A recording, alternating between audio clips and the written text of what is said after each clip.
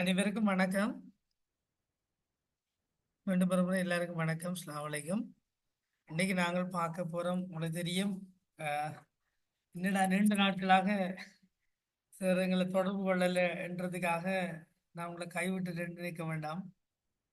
எனக்கு தெரியும், நிறைய பேர் மிகவும் ஆதங்கமாக இருந்தீங்க. இந்த வகுப்பு எப்படா தொடங்கும் அல்லது இந்த கலந்துரையாடல் எப்ப ஸ்டார்ட் பண்ண வேண்டு. அதுக்கிடையில் நீங்க கடும் பிரயத்தனம் செய்திருக்கிறீங்க. சகோதர மொழி மூலம் பேசுகின்ற உத்தியோகத்தரோட தொடர்பு கொண்டிருக்கிறீங்க. வாழ்த்துக்கள். உண்மையில உங்களோட முயற்சியை நான் பாராட்டுறேன். நீங்க இப்ப என்னுடைய வாய்ஸ் வந்து கிளியரா இருக்குதா? நான் கதைக்கிறது எல்லாம் உங்களுக்கு ஏதாவது ஸ்ட்ரக்கா இருக்குதா? இல்ல தானே? நீங்க பேச முடியாது, நான் எடுத்து வரணும். மைக்கை தயவுசெய்து மியூட் பண்ணிக்கொடுங்க. கதைக்கிறாள் மட்டும் ஆன் பண்ணிக்கொள்ளணுமா? உங்களுக்கு என்னுடைய வாய்ஸ் இப்ப கிளியரா இருக்குதா சார்? சொல்லுங்க. இப்ப ஆம் கதைக்க சார், கிளியர் சார், கிளியர். கிளியரா இருக்கு என்ன? நாங்க தொடங்குவோம் என்ன? ஓகே. நான் ஒரு நீண்ட தூரம் டிராவல் பண்ணி கொண்டு வந்து உங்களோட செஷனை தொடங்குறதுக்கு தொடங்க வேண்டியதா இருந்தது. ரைட். இருந்தாலும் உண்மையில இந்த சி என்றால் சி என்றால் பேரை போடுங்க. உங்களோட பேரை ரீனம் பண்ணிக்கொள்ளுங்க. எனக்கு இதுல கோலன் இருக்கிறீங்க, இபுதர்ஷன் சார் இருக்கிறீங்க, சவுந்தலா மிஸ், சுஜிதா நம்பர்ல இருக்காங்க. பேரை போடுங்க. பேர் இல்லாட்டி அது நல்லா இருக்காது. நந்து வண்டாரு உண்மையா அவங்களோட பேரை போடுங்க. ராஜ்குமார் சரி, கேசரி வர்ணம், ஹரிஷ் செல்வகுமார் சரி, நந்து யாருன்ற பேரை ரீநேம் பண்ணிக்கொள்ளுங்க. ரீநேம் பண்ணிக்கொள்ளுங்க விரைவா. யோகினி என்றது யாரு? நாங்கள் அனுப்பலையே அப்படி ஒரு ஆளுக்கு.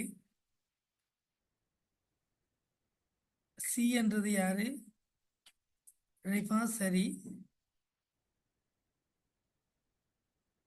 ரீநேம் பண்ணிக்கொள்ளுங்க. 3286 என்றது பாஸ் பண்ணியிருக்கேன்.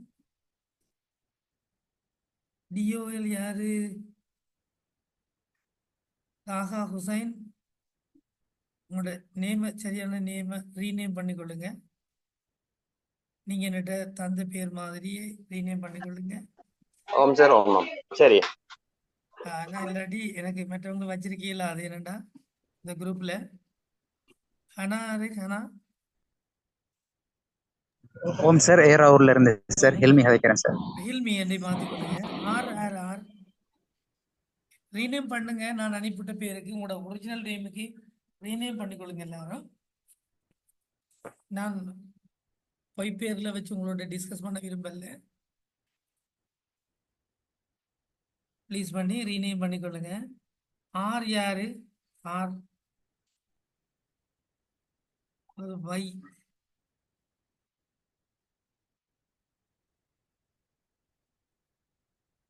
நான் ஒரு 2 மினிட்ஸ் ஆர் எல்லாரும் ரீநேம் பண்ணிக்கொள்ளுங்க.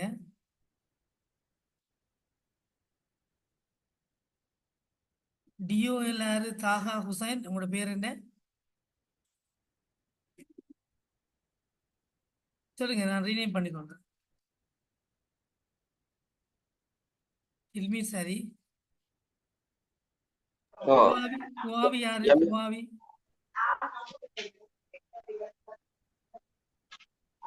ரீநேம் சொல்லுங்க. நான் பண்றேன். குவாவி என்ன பேர்? குவாவியில் ஜாயின் பண்ணிருக்கான். அவரால் கேட்கல. ரீநேம் பண்ணி கொடுங்க எல்லாரும் ப்ளீஸ்.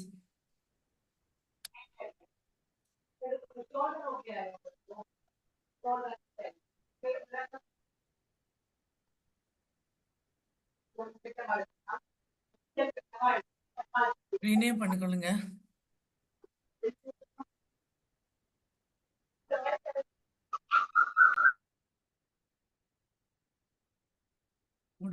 ஜாரி சரி. ஓகே.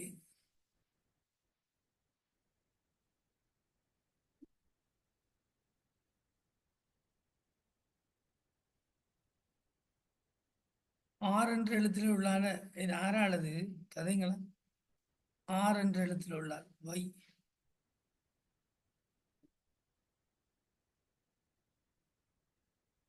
கதைக்கிறதுக்கு இல்லாட்டி நம்ம என்ன செய்யறது? ரீநேம் பண்ணி கொள்ளுங்க.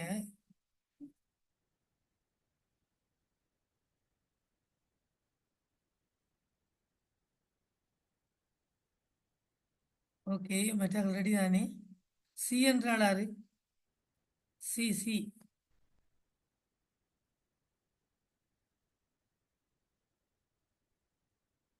சி என்றால் யாரு? நான் வெயிட்டிங் ரூமில் உங்களை வச்சு கொள்கிறேன். நீங்கள் எனக்கு கால் பண்ணி கதைங்க அல்லது உங்களோட ஃப்ரெண்ட்ஸுக்கு யாருக்காவது சொல்லுங்க ஃபோனில். நான் உங்களை ஆட் பண்ணி கொள்கிறேன்னா.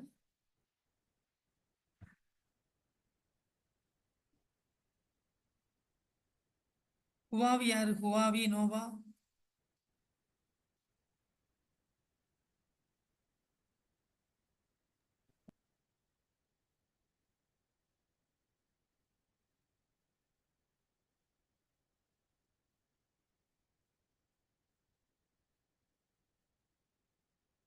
Okay, nice. நிர்மலா அண்டாரு? நிர்மலா நாங்கள் அனுப்பினால் புதுசா అవును సార్ పుదుసు எங்க பேட்டிக்குள்ள இருந்து ஜாயின் பண்ணியிருக்கீங்க நிர்மலா? பேட்டிக்குள்ள sir okay okay, very good. ஆர் யாரு? ஹுவாவி யாரு? 2 பேர் வெயிட்டிங்ல இருக்கிறீங்க.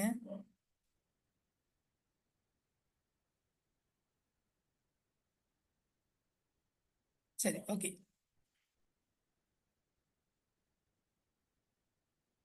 சரி, அவங்களே உங்களுக்கு எடுப்போம். நான் உங்களுக்கு எடுத்துக்கொண்டு படிப்போம். ஓகே, சரி, அப்படி பண்ணாம இருங்க. சரி, எஸ்எல்இஎஸ் 3 மட்டுப்படுத்தப்பட்ட ஆட்சேர்ப்பு செய்வதற்கான இந்த 2020-21 இந்த பரீட்சையில நேர்முக பரீட்சை, பொது நேர்முக தேர்வு மற்றும் வாய்மொழி நேர்முக தேர்வுக்கான சிங்கள மொழி மூலம் நடந்து கொண்டிருக்குது இல்லையா? தமிழ் மொழி மூலம் ஆரம்பிக்கப்பட இருக்குது. தொடங்கிட்டு தெரியல.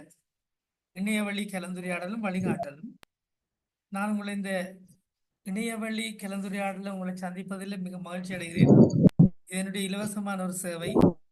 உங்களை இயலுமானவரை உங்களுடைய நேர்முக தேர்வுக்கு உங்களை தயார்படுத்துவதற்காக நான் இதில் உங்களை நான் அழைச்சிருக்கிறேன். ஓகேயா? சரி, எனக்கு டவுட் வரபடியால் நான் அவங்கள வெயிட்டிங்லாம் போடுறேன். இதையா நாங்கள் தாமதம் இல்லாமல் தொடங்க வேண்டும். ஒரிஜினல் நேமோட வாங்க, நான் உங்களை சேர்க்கலாம்.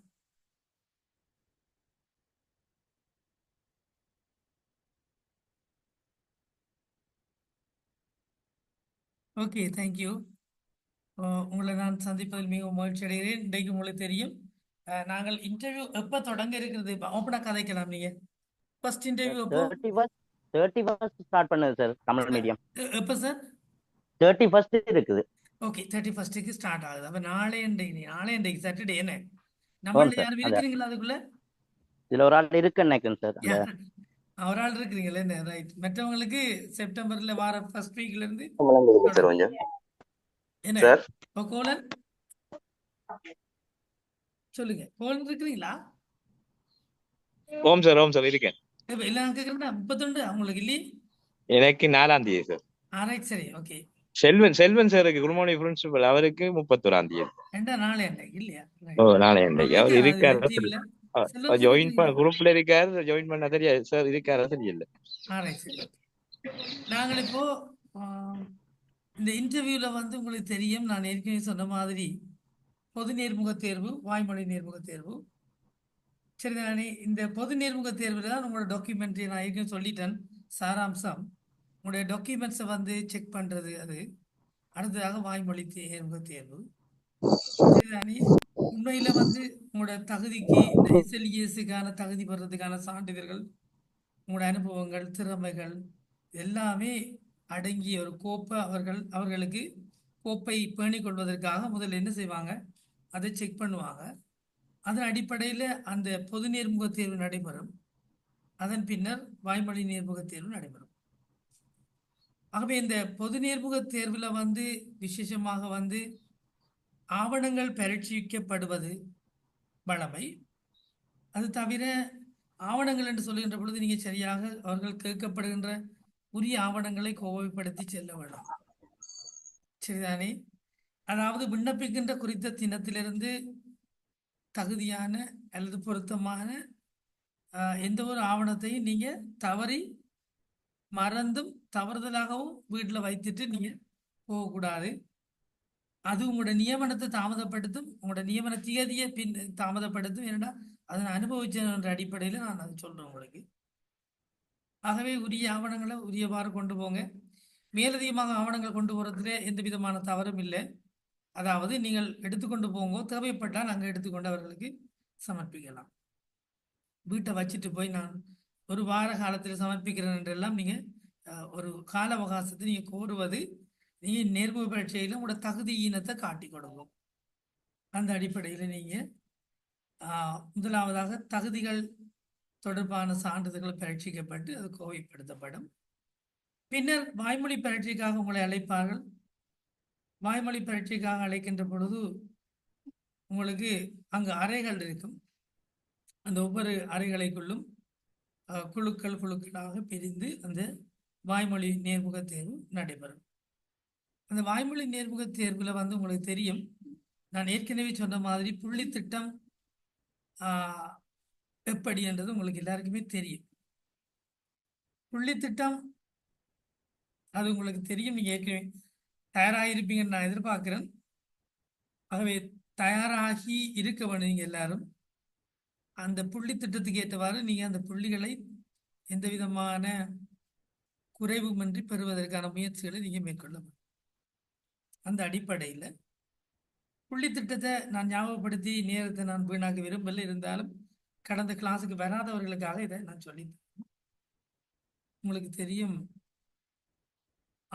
இதில் வந்து பொது நேர்முக பரீட்சைக்கு பிறகு நான் உங்களுக்கு முழுமையாக இன்றைக்கு பேச இருக்கிற விஷயம் வாய்மொழி நேர்முக தேர்வுக்கான 20 நிமிடங்களில் நீங்கள் எப்படி உங்களை தயார்படுத்திக் கொள்ள வேண்டும். கற்றல் செயல்முறை பற்றிய அறிவும் அந்த நேரத்தில் வழங்கப்படுகின்ற ஒரு கேஸ் ஸ்டடி, இது ரெண்டும் தான் உங்களுடைய வாய்மொழி தேர்வில் பிரதானமான 20 நிமிடங்களையும் கொண்டதாக அமையும். விசேஷமாக 25 புள்ளிகளை அதை பெற்றுத்தரும். 20 நிமிடங்கள் 25 புள்ளிகளை பெற்றுத்தரும். உங்கள்கிட்ட அவர்கள் எதிர்பார்க்கிற விஷயம் வந்து கற்றல் கற்பித்தல் செயல்முறை பற்றிய அறிவும் தரப்படுகின்ற சம்பவ கற்கை தொடர்பான சில வினாக்களில் நீங்கள் எப்படி தெளிவிட்டு இருக்கிறீங்க அல்லது தீர்மானத்துக்கு நீங்கள் எப்படி போவீங்க என்றதை அவர்கள் பரீட்சிப்பது. கற்றல் கற்பித்தல் செயல்முறை தொடர்பான அறிவு உதாரணமாக 7 புள்ளிகள் அங்கு வழங்கப்படும். 21ஆம் நூற்றாண்டுக்கு பொருத்தமான கற்றல் கற்பித்தல் முறைகள் பற்றிய தெளிவான விளக்கத்தோடு நீங்கள் போக வேணும். அண்மை காலத்தில் வந்து உலகளாவிய ரீதியில் பேசப்படுகின்ற கற்றல் கற்பித்தல் முறைகள் மாணவருடைய விளைதிறனில் வந்து கற்றல் விளைதிறனில் தாக்கத்தை ஏற்படுத்தக்கூடிய கற்றல் கற்பித்தல் முறைகள் பற்றி நீங்கள் அறிஞ்சிருக்க வேண்டும். இரண்டாவதாக நான் சொன்ன மாதிரி கேஸ் ஸ்டடி தரைக்குள்ள அந்த கேஸ் ஸ்டடிக்கு 7 புள்ளிகள் கொடுப்பார்கள். அதில் வந்து உங்களுடைய தர்க்கித்தல், நியாயப்படுத்துதல், பிரச்சனை தீர்ப்பதற்கான உங்களுடைய அறிவு பரீட்சிக்கப்படும். கொடுக்கப்படுகின்ற கேஸ் ஸ்டடியை சரியாக விளங்கி அந்த சந்தர்ப்பத்துக்கு அங்கே தரப்படுகின்ற பிரச்சனைக்கு ஏற்றவாறு உங்களோட பதவியை நீங்கள் விளங்கிக் கொள்ள வேணும். நீங்கள் ஒரு கோட்டக்கல்வி பணிப்பாளராக இருந்தால், நீங்கள் ஒரு பாட உதவி கல்வி பணிப்பாளராக இருந்தால், அல்லது ஒரு வலயக்கல்வி பணிப்பாளராக இருந்தால், அல்லது ஒரு மாகாண பணிப்பாளராக இருந்தால் எந்த மாதிரி நீங்கள் நடந்து கொள்வீங்க, அதாவது பதவியின் பொறுப்புக்கு பொருத்தமான பகுப்பாய்வு திறன்கள் அங்கு முன்வைக்கப்பட வேண்டும். ஒரு டிஓ எப்படி அவர் ரெஸ்பான்சிபிள் ஆஃபீஸராக இருப்பார், சப்ஜெக்ட் டைரக்டர் அவர் எப்படி இருப்பார், அல்லது ஜோனல் டைரக்டர் அவர் எப்படி நடந்து கொள்ள வேண்டும், ப்ரொவின்சியல் டைரக்டர் எப்படி அவர் நடந்து கொள்ள வேண்டும் என்பது தொடர்பாக அந்த பதில் அமைய வேண்டும். முதல்ல வந்து சம்பவ கற்கையை நீங்கள் வாசித்து விளங்கி பிரச்சனையை சரியாக கண்டறிய வேண்டும். பிரச்சனையை சரியாக திரும்ப வாசித்து கண்டறிஞ்சு அதுக்கான தீர்வுகளை கொடுக்கறதுக்காக நிறைய மாற்று தீர்வுகள் உங்கள்கிட்ட இருக்குமாங்க. ஒரு பிரச்சனை இருக்கும், அந்த பிரச்சனையை தீர்க்கிறதுக்கு ஒரே ஒரு மார்க்கம்தான் தீர்வாக அமையாது, பல வழிகள் இருக்கும். அதுதான் சொல்றது மாற்று தீர்வுகள், ஆல்டர்னேட்டிவ் வேஸ் என்று சொல்றது, மாற்று வழிகள், மாற்று தீர்வுகள். அந்த மாற்று தீர்வுகளுக்குள்ள த பெஸ்ட் டிசிஷன் எதுவோ அதைத்தான் நீங்கள் இறுதி தீர்மானமாக எடுப்பீங்க. அதை நீங்கள் முன்வைக்க வேணும். என்னென்ன வழிகளில் செய்யலாம், but this is the best way என்று சொல்ல வேணும். ஸோ 4 புள்ளி 3 புள்ளி மொத்தம் 7 புள்ளி பெறலாம். இந்த நேரத்தில் வந்து நீங்கள் உங்களோட பதில்களை முன்வைக்கிற நேரம் அல்லது கற்ற கற்பித்தல் செயல்முறை அறிவு தொடர்பான விடயங்களை முன்வைக்கிற நேரம் ஓவராலாக உங்களோட கம்யூனிகேஷன் ஸ்கில் வந்து பரீட்சிக்கப்படும். நீங்கள் ஒவ்வொரு கேள்விக்கும் பதிலளிக்கின்ற விதம், அதுக்காக நீங்கள் பிளான் பண்ணி ஆன்சர் பண்ணுற விதம், ப்ரெசன்ட் பண்ணுற விதம், மொழியை கையாளுற விதம், சரிதானே, பொருத்தமான விஷயங்களை பொருத்தமான இடத்துல சொல்கிற விதம், இதுக்கு எல்லாமாக 7 புள்ளி வழங்கப்படும். இறுதியாக இந்த 4 புள்ளி அது உங்களை பார்த்தாலே அவர்கள் போட்டுக்கொள்வார்கள். நீங்கள் கோளுக்குள்ளே அந்த நேர்முக பரீட்சை அறைக்குள்ளே புகுந்தது தொடக்கம் நேர்முக பரீட்சை அறையை விட்டு வெளியேறும் வரைக்கும் உங்களோட அவதானிப்பு அடிப்படையாக வச்சு 4 புள்ளிகள் தரப்படும். இதில் மிக கவனமாக நீங்க பெற்றுக்கொள்ள வேண்டிய விஷயம், எல்லாருமே போராடுவோம். நாங்கள் இந்த முதல் 7 புள்ளி 2வது 7 புள்ளிக்கு போராடுவோம். 14 புள்ளி குறையாம கிடைக்கும். ஆனால் இந்த கம்யூனிகேஷன் ஸ்கில்லையும் பர்சனாலிட்டியிலையும் நீங்க எடுக்கிற புள்ளிகள் 11 புள்ளியை அதுல தான் அநேகமானாக்கள் அதிகமான தவறுகளை விடுவார்கள். ஸோ இந்த 14 புள்ளிகளுக்கும் அப்பால இந்த 7ம் 4 இருக்குதுன்றது நீங்க மறக்க கூடாது. இங்க வந்து தொடர்பாடல் திறன்ன்றதுக்கு தான் 7 புள்ளி. பிரசன்டேஷன் ஒன்றை செய்ய சொல்ல மாட்டாங்க. அதாவது நீங்க இப்ப கற்ற கற்பித்தல் செயல்முறை அறிவு தொடர்பாக ஏதாவது செய்ய சொன்னால் அந்த செய்யற விதத்துக்கு இங்க அறிவுக்கு 7 புள்ளி, அந்த நாலேஜ் கற்ற கற்பித்தல் பெடகாஜிக்கல் சம்பந்தமான நாலேஜுக்கு 7 புள்ளி. எப்படி இருக்கிறீங்க உங்களுக்கு நிறைய விஷயம் நான் சொல்லித்தரதுக்கு இருக்கிறேன். பெடகாஜிக்கல் சம்பந்தமான 7 புள்ளியை பெறுறதுக்கு ஒரு கேஸ் ஸ்டடி, நான் கேஸ் ஸ்டடியை வச்சு தான் கையாள வேணும். அடுத்து வந்து அதுவும் ஒரு கேஸ் ஸ்டடி வச்சிருக்கேன். இந்த ரெண்டையும் செய்யற நேரம் தான் உங்களுக்கு கம்யூனிகேஷன் ஸ்கில் பரீட்சிக்கப்படும். நீங்க ப்ரெசென்ட் பண்ற விதம், அதாவது ஆன்சர் பண்ற விதம், உங்களோட லாங்குவேஜ் ஃப்ளூவன்சி, தமிழும் கூட தடுமாறலாம். ஆங்கிலத்தில் காய்க்கிறார்களும் ஆங்கிலத்தில் இருப்பார்கள், காய்ப்பார்கள். சில டைம்ல அந்த கேட்குற கேள்விக்கு சரியான பொருத்தமான விஷயத்தை நீங்க கதைக்க வேணும். தடுமாற்றம் இருக்கக்கூடாது. பர்சனாலிட்டி. ஸோ இந்த விஷயங்களை, இந்த 25 புள்ளிகளை நீங்க பெற்றுக்கொள்றதுக்கான வழிகளை இன்றைக்கு நாங்கள் பார்ப்போம். இன்றைக்கு ஒரு கிளாஸோட இந்த அமர்வை நான் முடிக்க போறது இல்லை. இன்னும் உங்களுக்கு இன்டர்வியூக்கு ஓவரால் அவுட் ஆகும் வரைக்கும் நான் செய்து கொண்டே இருப்பேன். கடைசி 2 பேர் இருக்கும் வரைக்கும் நான் இதை செய்வேன். ஓகேயா? இப்போ டேட்டுகளை சொல்லிக்கொள்ள போங்க, பேர் சொல்ல வேண்டாம். எப்பப்போ உங்க இதுக்குள்ள இருக்கிறாங்களோ எப்பப்போ இன்டர்வியூ சந்திக்க போறீங்கன்ற டேட்டுகளை சொல்லி போங்க. நாளைக்கு ஒரு ஆள் இதுக்குள்ள அவர் இல்லை, 3ஆம் தேதி இருக்கு சார். அவர் இல்லை தானே? 31ஆம் தேதி ஒரு ஆள் இருக்கிறீங்களோ? நான் இருக்கிறேன் சார். யாருமா நீங்க? நிர்மலா. நிர்மலா பேட்டிக்குள்ளோ? ஓம் சார். நாளை இன்னைக்கு இருக்கு என்ன? ஓம் சார். ரைட், பரவாயில்ல. அப்ப நான் உங்களுக்காக நான் கொஞ்சம் கூட சொல்லி தர பாக்குறேன். அடுத்தது ஓகே, தேங்க்யூ சார். அடுத்த டேட் 3ஆம் தேதி இருக்கு சார். 3ஆம் தேதி. நான் தாஹா சார் 3ஆம் தேதி 7:30 இருக்கு மார்னிங். 3ஆம் தேதி 7:30 மார்னிங் என்ன? ரைட். 7:30. அடுத்தது 4ஆம் தேதி இருக்குதோ? எனக்கு 3ஆம் தேதி சார். ஓம் சார் 4ஆம் தேதி இருக்கு. 4ஆம் தேதி இருக்குது என்ன? ஓம் சார் 4ஆம் தேதி இருக்குது சார். 5ஆம் தேதி இருக்குதோ? நாளோட முடியுது சார். ஓ சாரி. அப்போ கேட்டுக்கொள்ளுங்க வடிவா. இப்போ நாங்கள் இப்போ எடுத்துட்டு நாளைக்கு மார்னிங் இருக்கு தானே? மார்னிங்லயும் ஒரு செஷன் போடுவோமா? நீ ஓம் சார் போடுங்க சார். நீங்க உடன்பட்டால் போடுவோம், இல்லாட்டா ஓம் நாளைக்கு சார் போடுங்க சார். ரைட் போடுவோம். ஏன்னா 31ஆம் தேதி போறாங்க, அதுல இருக்கிறபடியால் சார் மார்னிங் என்ன டைம் சார்? மார்னிங் என்ன டைம் சார்? கஷ்டமா இருந்தா நாளைக்கு பின்னிரும் போடுவோம். ஓகே, அல்லது ஈவினிங் ஓகே சார். நாளைக்கு ஈவினிங் சொன்னா 6 தான் நான் போடலாம். டிராவலிங் போய் நான் வீட்டை போய் ஓகே சார். Okay sir. ஆமாம் சார், அந்த டைம் போட்டா சரி. நாளைக்கு ஆமாம். Okay sir. Okay sir. 6:30க்கு போயிட்டு 6:30 தொடக்கம் அல்லது 7 கிடப்பா 7 to 9. Okay okay sir. Sir. Okay. நாளைக்கு டிராவலிங் போறார்கள், மார்னிங் போடுறது நல்லது சார். ஸ்கூல் டைம்ல பொருத்தமானது இருந்தா சொல்லுங்க சார். ஓகே தானே சார்? இல்ல 7 சார், o'clock நாளைக்கு எங்களுக்கு இல்ல ஈவினிங் தானே? சார் night ஈவினிங் தான் சரி okay. சார். எல்லாரும் நாளைக்கு வேலைக்கு போறாக்கள், அந்த டைம் சரி வராது. அப்ப சரி, ஈவினிங் 7 to 9 எடுப்போம். ஓ 7-9 போடுங்க சார். ஓகே. 8:30 or 9 எடுப்போம். அவன் இன்றைக்கு போல நாளைக்கு எடுப்பேன். ஒவ்வொரு நாளும் பின்னரும் போகும் வரைக்கும் எடுக்கிறேன். நான் 3ஆம் தேதி வரைக்கும், 3ஆம் தேதி இறுதி நாள் வரைக்கும் எடுக்கிறேன்.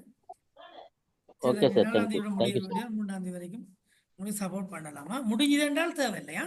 ஓகே சரி. இப்ப நாங்க முதலாவது கற்ற கற்பித்தல் செயல்முறை அறிவு தொடர்பாக கொஞ்சம் பார்ப்போம். என்ன கற்ற கற்பித்தல் செயல்முறை அறிவு தொடர்பாக நான் ஒரு வினா விடை கூட டிஸ்கஷனை கொண்டு போறதுக்கு ரெடி ஆகிறேன். ஓகேயா? வினா விடைகளுக்கு கூடாது. ஆம் சார். அதுல இருந்து வெயிட்டிங் ரூம்ல போட்டாங்க பாவமே.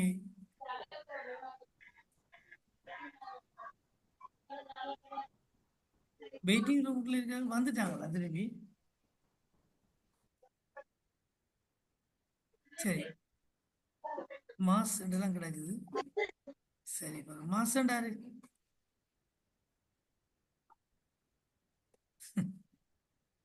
சரி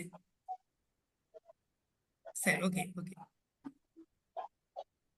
செல்வம் சார் இருக்கிறீங்களா? செல்வம் சார் இல்ல. சரி, இப்ப நாங்க பார்ப்போம். இதுல வந்து கற்ற கற்பித்தல் செயல்முறை தொடர்பான அறிவு மிக முக்கியமான விஷயம். பெடகாஜிக்கல் சார்பான நாலேஜ். ஏனென்றால் இது அநேக மாணவர்கள் சப்ஜெக்ட் டிரெக்டர்ஸாக நீங்க வர போறீங்கன்றபடியால் சப்ஜெக்டுக்கு தான் உங்களது இப்போ ஜென்ரலாக இதில் குறைவாக இருக்கும். ஜென்ரலோ சப்ஜெக்டோ என்னவா இருந்தாலும் ஒரு எஸ்எல்இஎஸ் என்று வந்தால் பெடகாஜிக்கல் சார்பான நாலேஜ் வந்து உங்களுக்கு இருக்கணும். கற்ற கற்பித்தல் தொடர்பான நாலேஜ் வந்து இருக்க வேணும். சரிதானே? ஆகவே நீங்க அதுல யார் எந்த கார்டு இருந்தாலும் சரிதான் நீங்க அந்த நாலேஜை பெற்றிருக்க வேணும். ஸோ அது சார்பாக நாங்கள் இப்போ டிஸ்கஸ் பண்ணுவோம்.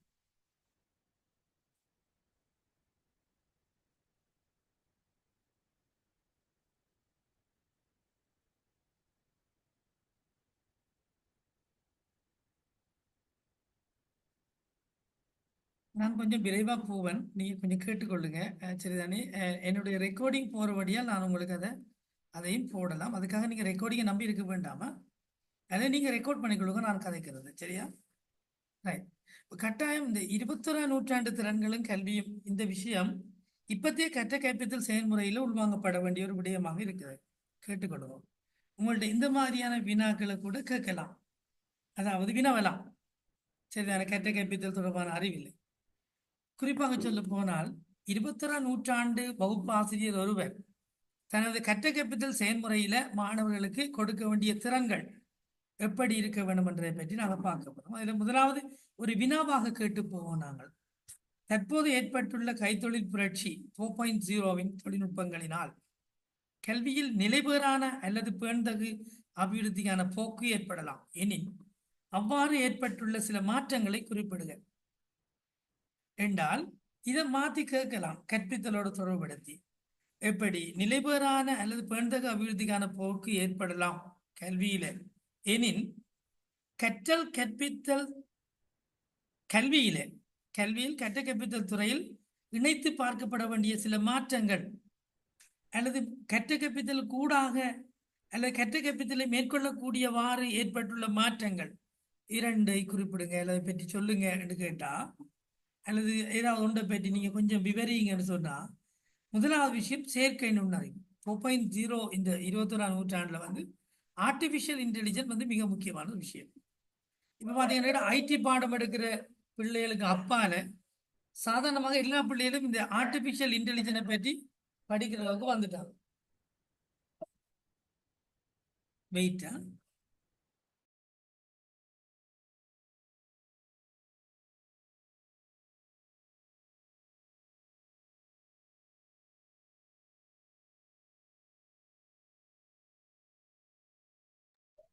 ஸோ அந்த அடிப்படையில் செயற்கை நுண்ணறிவு நீங்க சொல்லலாம். கற்கிறதுக்கு, ஆராயறதுக்கு, சிந்திக்கிறதுக்கு, முடிவெடுக்கிறதுக்கு, பிரச்சனைக்கு தீர்வு காண்பதற்கு இயந்திரம் பெற்ற ஒரு திறன் தான் இந்த செயற்கை நுண்ணறிவு. அப்ப உண்மையா என்னன்னு கேட்டால் இப்ப என்னத்தைத்தான் பிள்ளைக்கு நீங்க எவ்வளவு உங்களுக்கு தெரியும், ஐரிஸ் செயற்கை நுண்ணறிவை வச்சு கொண்டு தயாரிக்கப்பட்ட ஒரு ஆசிரியர் தெரியும் உங்களுக்கு. ஆர்டிபிஷியல் இன்டெலிஜென்ஸ் டீச்சர் வந்து யாரு? ஐரிஸ். ரைட்? ஐரிஸ் டீச்சர் ஆந்திராவில் நினைக்கிறேன் இல்லையா? ஆந்திரா பிரதேசத்தில் நினைக்கிறேன் இல்லையா? ஓ எஸ். ஐரிஸ் டீச்சர் வந்து எல்லா மொழியிலையும் எல்லா பாடத்தையும், அநேகமான மொழியில எல்லா பாடத்தையும் படிப்பிக்கக்கூடிய ஒரு ஆசிரியர். எந்த கேள்வியை கேட்டாலும் சொல்லக்கூடிய ஒரு ஆசிரியர். இப்ப உங்களுக்கு தெரியும் ஜிபி, அதாவது இப்ப உங்களுக்கு தெரியும் நிறைய இது வந்து இருக்குது. என்னது? ஆர்டிபிஷியல் இன்டெலிஜென்ஸுக்கான சாஃப்ட்வேர் நிறைய டெவலப்மெண்ட் இருக்கு. ஜெமினி இருக்குது, ரைட்? அதே போல வந்து ஜிபி சேட் இருக்குது. அதே போல நிறைய வகையான ஆர்டிபிஷியல் இன்டெலிஜென்ஸ் சாஃப்ட்வேர் வந்து போன்ல வந்து தரவிறக்கம் செய்யலாம். போன்ல வந்து மொபைல் ஹேண்ட்போன்ல வந்து தரவிறக்கம் செய்து எந்த கேள்வியை கொடுத்தாலும் ஆன்சர் தரும். அப்ப அது வந்து பிள்ளைகளை ஒரு மெஷின் லேர்னிங்க்கு, அதாவது இயந்திர கற்றலுக்கு மெதுவாக இட்டு செல்லுது இந்த செயற்கை நுண்ணறிவு. அதே போல அடுத்த மாற்றம் இணையத்துடன் இணைக்கும் பின்னல் அமைப்பு. சரிதானே? ஐஓடி என்று சொல்லப்படுறது இணையம் மூலம் பொருட்களை இணைத்து தரவுகளை பகிர்தல். அப்ப இது வெரி இம்பார்ட்டன்ட் மாணவர்களுக்கு. இந்த மெஷின் லேர்னிங் இயந்திர கற்றலுக்கு உதவக்கூடிய ஒரு மாற்றம். அடுத்தது மேக கணிமை, கிளவுட் கம்ப்யூட்டிங் என்று சொல்றோம் நாங்கள். அதை கிளவுட் மேகத்திலேயே எல்லாத்தையும் நம்ம சேவ் பண்றது, தொலைவிடம் ஒன்றிலிருந்து வலையமைப்பினூடாக சேவை வழங்குறது, பென் டிரைவ் அது இது ஒன்றுமே நமக்கு ஆபத்தேவில்லை. சரிதானே? எல்லாத்தையுமே கிளவுட் கம்ப்யூட்டிங்ல வந்து சேவ் பண்ணலாம். அப்ப பிள்ளைகளுக்கு இப்ப வந்து நவீன கற்ற கற்பித்தல் முறையில இந்த மேக கணிமை அதாவது கிளவுட் கம்ப்யூட்டிங் இதுகள் எல்லாம் வந்து பயன்படுத்தத்தக்க ஒரு மாற்றம். பிக் டேட்டா அனாலிசிஸ் சொல்றது, பெருந்தரவு பகுப்பாய்வு, இது ஒரு மாற்றம். இந்த 4 மாற்றங்களும் 21ஆம் நூற்றாண்டு கல்வியில வந்து மாணவர்களுக்கு ஏற்படுத்தி கொடுக்கப்பட வேண்டிய மாற்றங்கள். செயற்கை நுண்ணறிவு, இணையத்துடன் இணைக்கும் பின்னல் அமைப்பு, மேகக்கணிமை, பெருந்தரவு பகுப்பாய்வு. இரண்டாவது வினாவை பார்ப்போம். 21ஆம் நூற்றாண்டுக்கான திறன்களை பட்டியல் படுத்துக. அதுல சொல்லலாம் கற்றல் திறன்களை பற்றி எங்களுக்கு கொஞ்சம் விளக்குங்க. 21ஆம் நூற்றாண்டுக்கான கற்றல் திறன் உங்களுக்கு தெரியும். 21ஆம் நூற்றாண்டுல வந்து இந்த 1 minute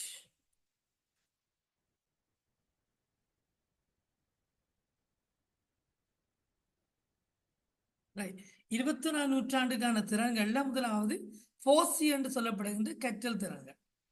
அடுத்தது வந்து 2வது எழுத்தறிவு திறன்கள், லிட்ரஸி ஸ்கில்ஸ் என்று சொல்லப்படுகின்ற எழுத்தறிவு திறன்கள், ஷார்ட்டா IMT என்று நாங்கள் சொல்லுவோம். 3வது வந்து வாழ்க்கை திறன்கள் என்று சொல்லப்படுகின்ற லைஃப் ஸ்கில்ஸ், பிலிப்ஸ் என்று சொல்லுவோம். நான் இதை சிலருக்கு சொல்லி கொடுத்திருக்கிறேன் ஏற்கனவே. இந்த 3 வகையான திறன்களும் இதுல வந்து FLIPS எத்தனை திறன்? 5 திறன்கள்.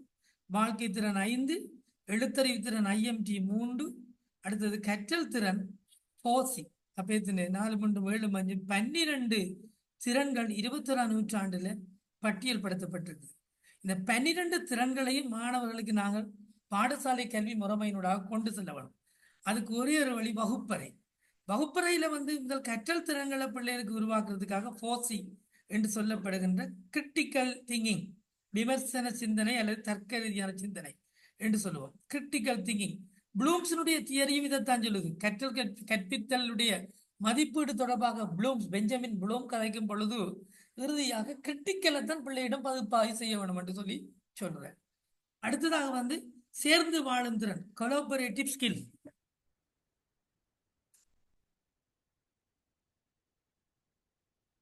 இந்த சேர்ந்து வாழும் திறன் என்றது வந்து பின்னர் நீங்க பாத்தீங்கன்னா அணிமுறை கற்பித்தல், ஜீவன் சார் கேட்டிருந்த ஒரு டவுட், அணிமுறை கற்பித்தல்ல வந்து சப்போர்ட் பண்ணுது. இப்படி multi great multi level, multi great இல்ல சாரி மல்டி கிரேட் பல்மட்ட கற்பித்தல்ல வந்து சப்போர்ட் பண்ணுது. சரிதானே? மல்டி கிரேட் வெவ்வேறு வகுப்புகளை ஒன்றாக இணைச்சு அந்த நேரம் வந்து கிராஸ் பண்றாங்க. வெவ்வேறு ஏஜ் குரூப் ஸ்டூடெண்ட்ஸ் வந்து கிராஸ் பண்ணி தங்களை பழக்கப்படுத்தி கொள்றாங்க. அப்ப சேர்ந்து வாழும் திறன் அங்கு வந்து டெவலப் பண்ணப்படுது பிள்ளைகள்கிட்ட. வித்தின் த கிளாஸ் ஒரு வகுப்புக்குள்ளேயே நாங்க கொலாபரேட்டிவ் ஸ்கில்ல டெவலப் பண்ணலாம். ஆனால் இது வந்து சேர்ந்து வாழும் திறன் எப்படி செய்தாலும் சரிதான். அதாவது வெவ்வேறு வகுப்புகளை இணைச்சி படிப்பிக்கலாம். ஒரே வகுப்புகளை வெவ்வேறு லெவல்ல உள்ள மாணவர்களை multi great and multi level teaching learning வந்து இதனூடாகத்தான் வந்தது இந்த சேர்ந்து வாழும் திறன். 3வது கற்றல் திறன் வந்து தொடர்பாடல் திறன், கம்யூனிகேஷன் ஸ்கில்ஸ். பாத்தீங்களா உங்களோட புள்ளி திட்டத்துல வந்து 21ஆம் நூற்றாண்டுக்கான திறன் ஒன்று மதிப்பீடு செய்யப்படுகிறது 4 புள்ளிக்கு. என்னது? தொடர்பாடல் திறன். 4க்கா 7க்கா? 7க்கு நினைக்கிறேன். 7க்கு ஆக்கத்திறன் அல்லது படைப்பாற்றல் திறன், கிரியேட்டிவிட்டி ஸ்கில்ஸ். இந்த 4 திறன்களையும் இந்த பாடசாலையில ஒவ்வொரு ஆசிரியரும் கற்ற கற்பித்தல் செயல்முறையினூடாக மாணவர்களுக்கு கொண்டு சேர்க்க வேண்டும். என்னென்ன கற்றல் திறன்கள்? என்னென்ன? விமர்சன சிந்தனை அல்லது தர்க்க ரீதியான சிந்தனை, சேர்ந்து பாடும் திறன், தொடர்பாடல் திறன், ஆக்கத்திறன் அல்லது படைப்பாற்றல் திறன், critical thinking 1C, collaborative skills 2C, communication skills 3 skills, creative skill 4வது ஸ்கில். அதான் சொல்லி 4C என்று. அடுத்ததாக 21ஆம் நூற்றாண்டுக்கான திறன்களில் 2வது வகை எழுத்தறிவு திறன். எழுத்தறிவு திறன் வந்து IMT என்று சொல்லப்படும், லிட்ரஸி ஸ்கில்ஸ். I என்பது ICT skills, information communication skill. Right. M என்பது என்னது? மீடியா ஸ்கில்ஸ், ஊடக எழுத்தறிவு திறன். T என்பது என்னது? T என்பது வந்து தொழில்நுட்ப எழுத்தறிவு திறன், டெக்னாலஜி ஸ்கில்ஸ். என்னென்னது வந்து IMT, ஷார்ட்டாக வச்சுக்கணும். தகவல் தொடர்பாடல் திறன் ICT ஸ்கில்ஸ். 2வது வந்து மீடியா ஸ்கில்ஸ், ஊடக எழுத்தறிவு திறன். 3வது வந்து தொழில்நுட்ப திறன், டெக்னாலஜி ஸ்கில்ஸ். அடுத்தது வந்து 3வது வாழ்க்கை திறன்கள், 3வது வகை. வாழ்க்கை திறன்களை பிலிப்ஸ் என்று சொல்லி நாங்கள் 5ஆ பிரிக்கிறோம். F என்பது பிளெக்சிபிலிட்டி, நெகிழ்ச்சித்தன்மை. 21ஆம் நூற்றாண்டுல ஒவ்வொரு பிள்ளையும் நெகிழ்ச்சித்தன்மையுடன் வாழ்வதற்கு கற்றுக் கொடுக்க வேணும். அடுத்தது லீடர்ஷிப் ஸ்கில்ஸ், தலைமைத்துவம் தாங்கும் திறன். அடுத்தது இனிஷியேஷன் ஸ்கில்ஸ். ஐநா சபையால முன்வைக்கப்பட்ட அந்த கற்றல் லேர்னிங் பில்லர்ஸ் சொல்லுவோம். கல்வி 4 தூண்கள். 5வது தூண் வந்து என்னது? இனிஷியேஷன், தொடங்க கற்றல். வாழ்வது என்னது சொல்லுவோம் நாங்கள், learning to live, learning together இல்லையா, லேர்னிங் அப்படி எல்லாம் இருக்குல்ல. அதுல 4வது ஸ்கில் லேர்னிங் டு டூ. இந்த மாதிரி 5வது ஸ்கில் ஒன்று முன்வைக்கப்பட்டிருக்குது ஐநா சபையினுடைய யுனெஸ்கோவால வந்து. எப்படி என்று கேட்டால் இனிஷியேஷன் ஸ்கில்ஸ், தொடங்கும் திறன். பூனைக்கு மணி கட்டுறது யாருன்ற கணக்கு பேருக்கு இந்த பிரச்சனை இருக்குது. யாரா தொடங்குற ஒரு பிரச்சனையை யாரும் முன்வைக்கிற, யாரா கதைக்கிற, இந்த மாதிரிலாம் இஷ்யூ இருக்குது.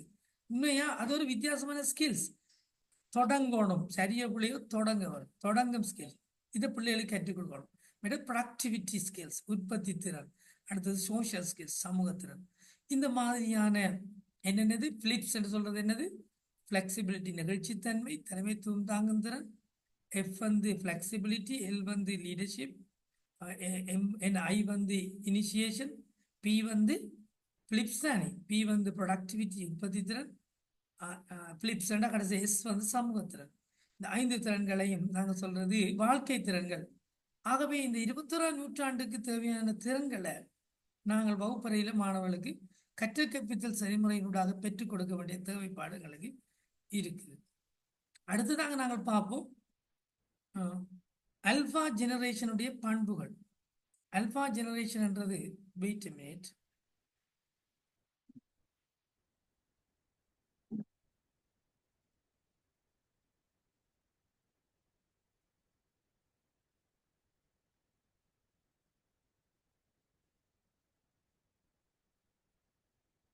உங்களுக்கு தெரியும்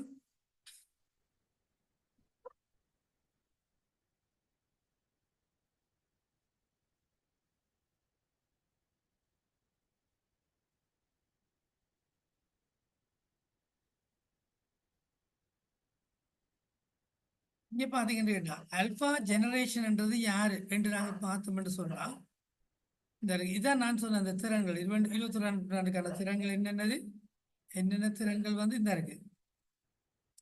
4C ஸ்கில் இல்லையா, 4C skill right, literacy skills, அதாவது IMT, அடுத்தது பிலிப்ஸ், FLI. இந்த அல்பா அதுதான் நான் இங்கே போட்டிருக்கேன். அல்பா ஜெனரேஷன் என்ற ஆறு கேட்டால் உங்களுக்கு தெரியும். இந்த இருக்கு இங்க பாருங்க, உங்களுக்கு தெரியுமோ தெரியல. 21ஆம் நூற்றாண்டு கல்வியில வந்து அல்பா ஜெனரேஷனை விளங்கித்தான் நாங்கள் கற்றல் கற்பித்தல் செயல்முறையை மேற்கொள்ள வேணும். சும்மா நாங்கள் நினைச்ச மாதிரி படிப்பிக்கலாம். அதாவது இந்த இருக்கு பாருங்க, கீழே இருந்து பாருங்க, இங்க இருந்து 1928ஆம் ஆண்டோட 45ஆம் ஆண்டு பிறந்தார்கள் சைலண்ட் ஜெனரேஷன் என்றது. இவங்களை சொல்றது பூமர்ஸ் என்று 46ஆம் ஆண்டோட 64ஆம் ஆண்டு பிறந்தார்கள். இவங்களை சொல்றது ஜெனரேஷன் எக்ஸ் 1965 தொடக்கம் 1980. இதுக்குள்ள இருப்பீங்க எக்ஸ் ஜெனரேஷன் ஆகல இல்லையா, இன்க்ளூடிங் மை செல்ஃப். மற்றது ஜெனரேஷன் Y வந்து 81 தொடக்கம் 96 பிறந்தார்கள். இவங்களும் இருப்பீங்க இதுக்குள்ள. ஜெனரேஷன் Z வந்து 97 தொடக்கம் 2012 பிறந்தார்கள். இதுக்குள்ள இருக்க மாட்டீங்க.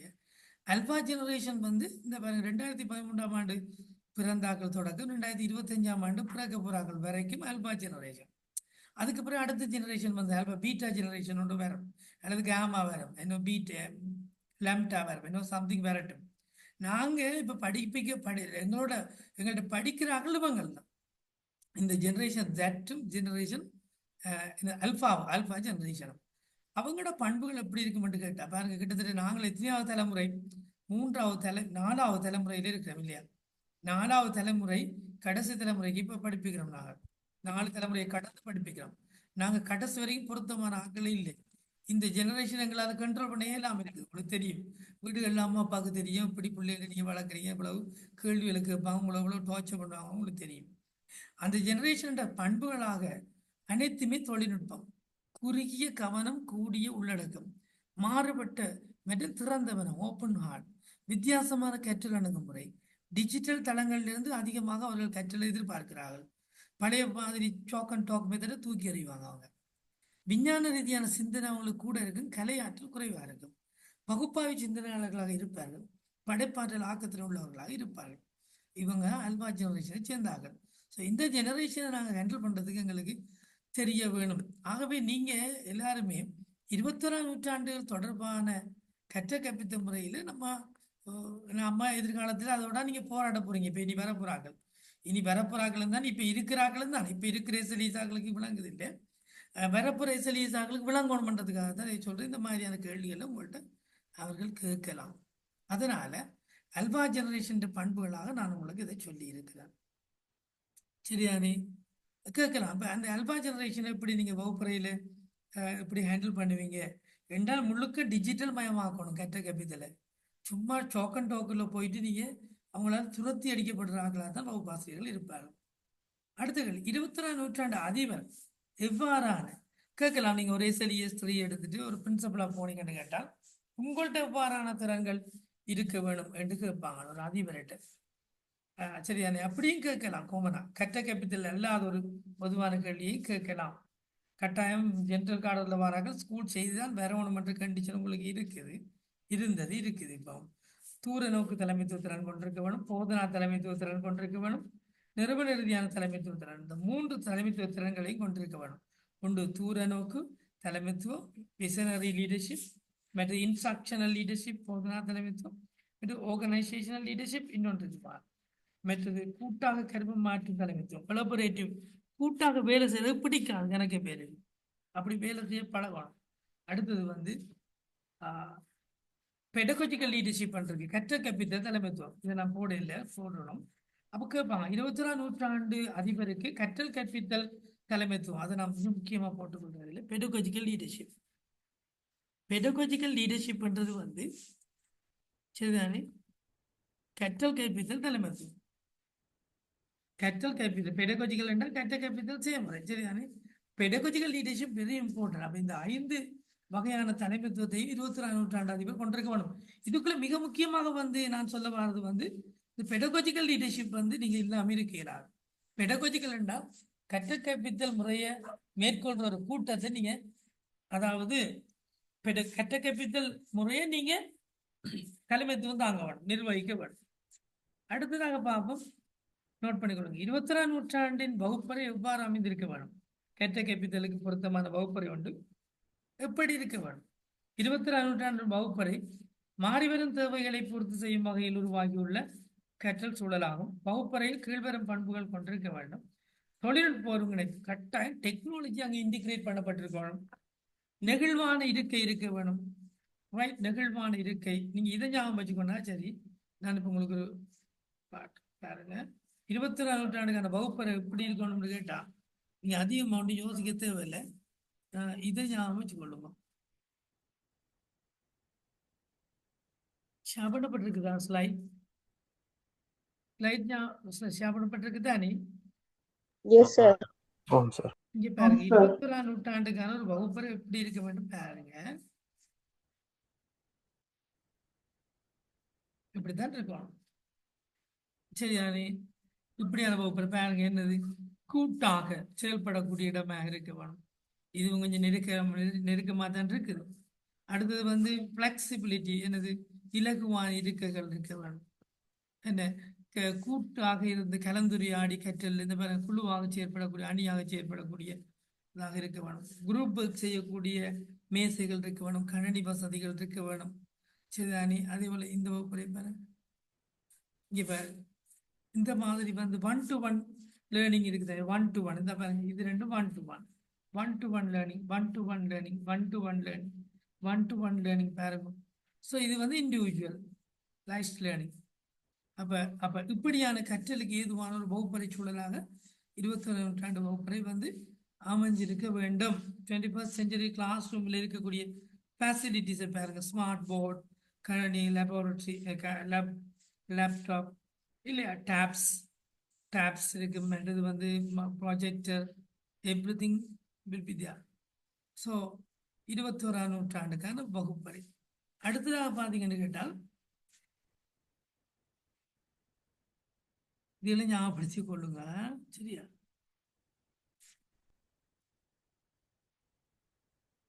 ரைட். அப்ப தொழில்நுட்ப ஒருங்கிணைப்பு செய்யப்பட்ட வகுப்பறையா இருக்க வேணும். நெகிழ்வான இருக்கை கற்றல் இடங்கள், மாணவர்களை மையமாக கொண்ட கற்றல் நடைபெறக்கூடிய வகுப்பறை இருக்க வேணும். செயற்றிட்ட அடிப்படை ப்ராஜெக்ட் பேஸ்ட் லேர்னிங், இந்த இது விஷயம் கூட கேட்பாங்க கரெக்டா. ப்ராஜெக்ட் பேஸ்ட் லேர்னிங் செயற்றிட்ட அடிப்படையிலான கற்றல் இடம்பெறக்கூடிய மாதிரி இருக்கணும். கலாச்சார திறன் கொண்டதாக அங்கே இருக்க வேணும். மற்றது வந்து 7வது 21ஆம் நூற்றாண்டுக்கு ஏற்ற வகையில் ஒரு ஆசிரியருக்கு இருக்க வேண்டிய திறன்கள். ஒரு teacher 21st century teacher class ரூம்ல எப்படிப்பட்ட ஒரு ஆசிரியராக இருக்க வேணும்? சரிதானே? அதைத்தான் நாங்கள் பார்ப்போம். ஒன்று, உள்வாங்கிக் கொள்பவர், மாற்றங்களை உள்வாங்கிக் கொள்பவராக இருக்க வேணும் இல்லையா? புதிய விடயங்களை மாற்றங்களை எல்லாம் உள்வாங்கிக் கொள்பவராக இருக்க வேணும். தொடர்பாடல் செய்பவராக இருக்க வேணும். மற்றவங்களோட கம்யூனிகேட் பண்ண வேணும். மற்றது 1 minute.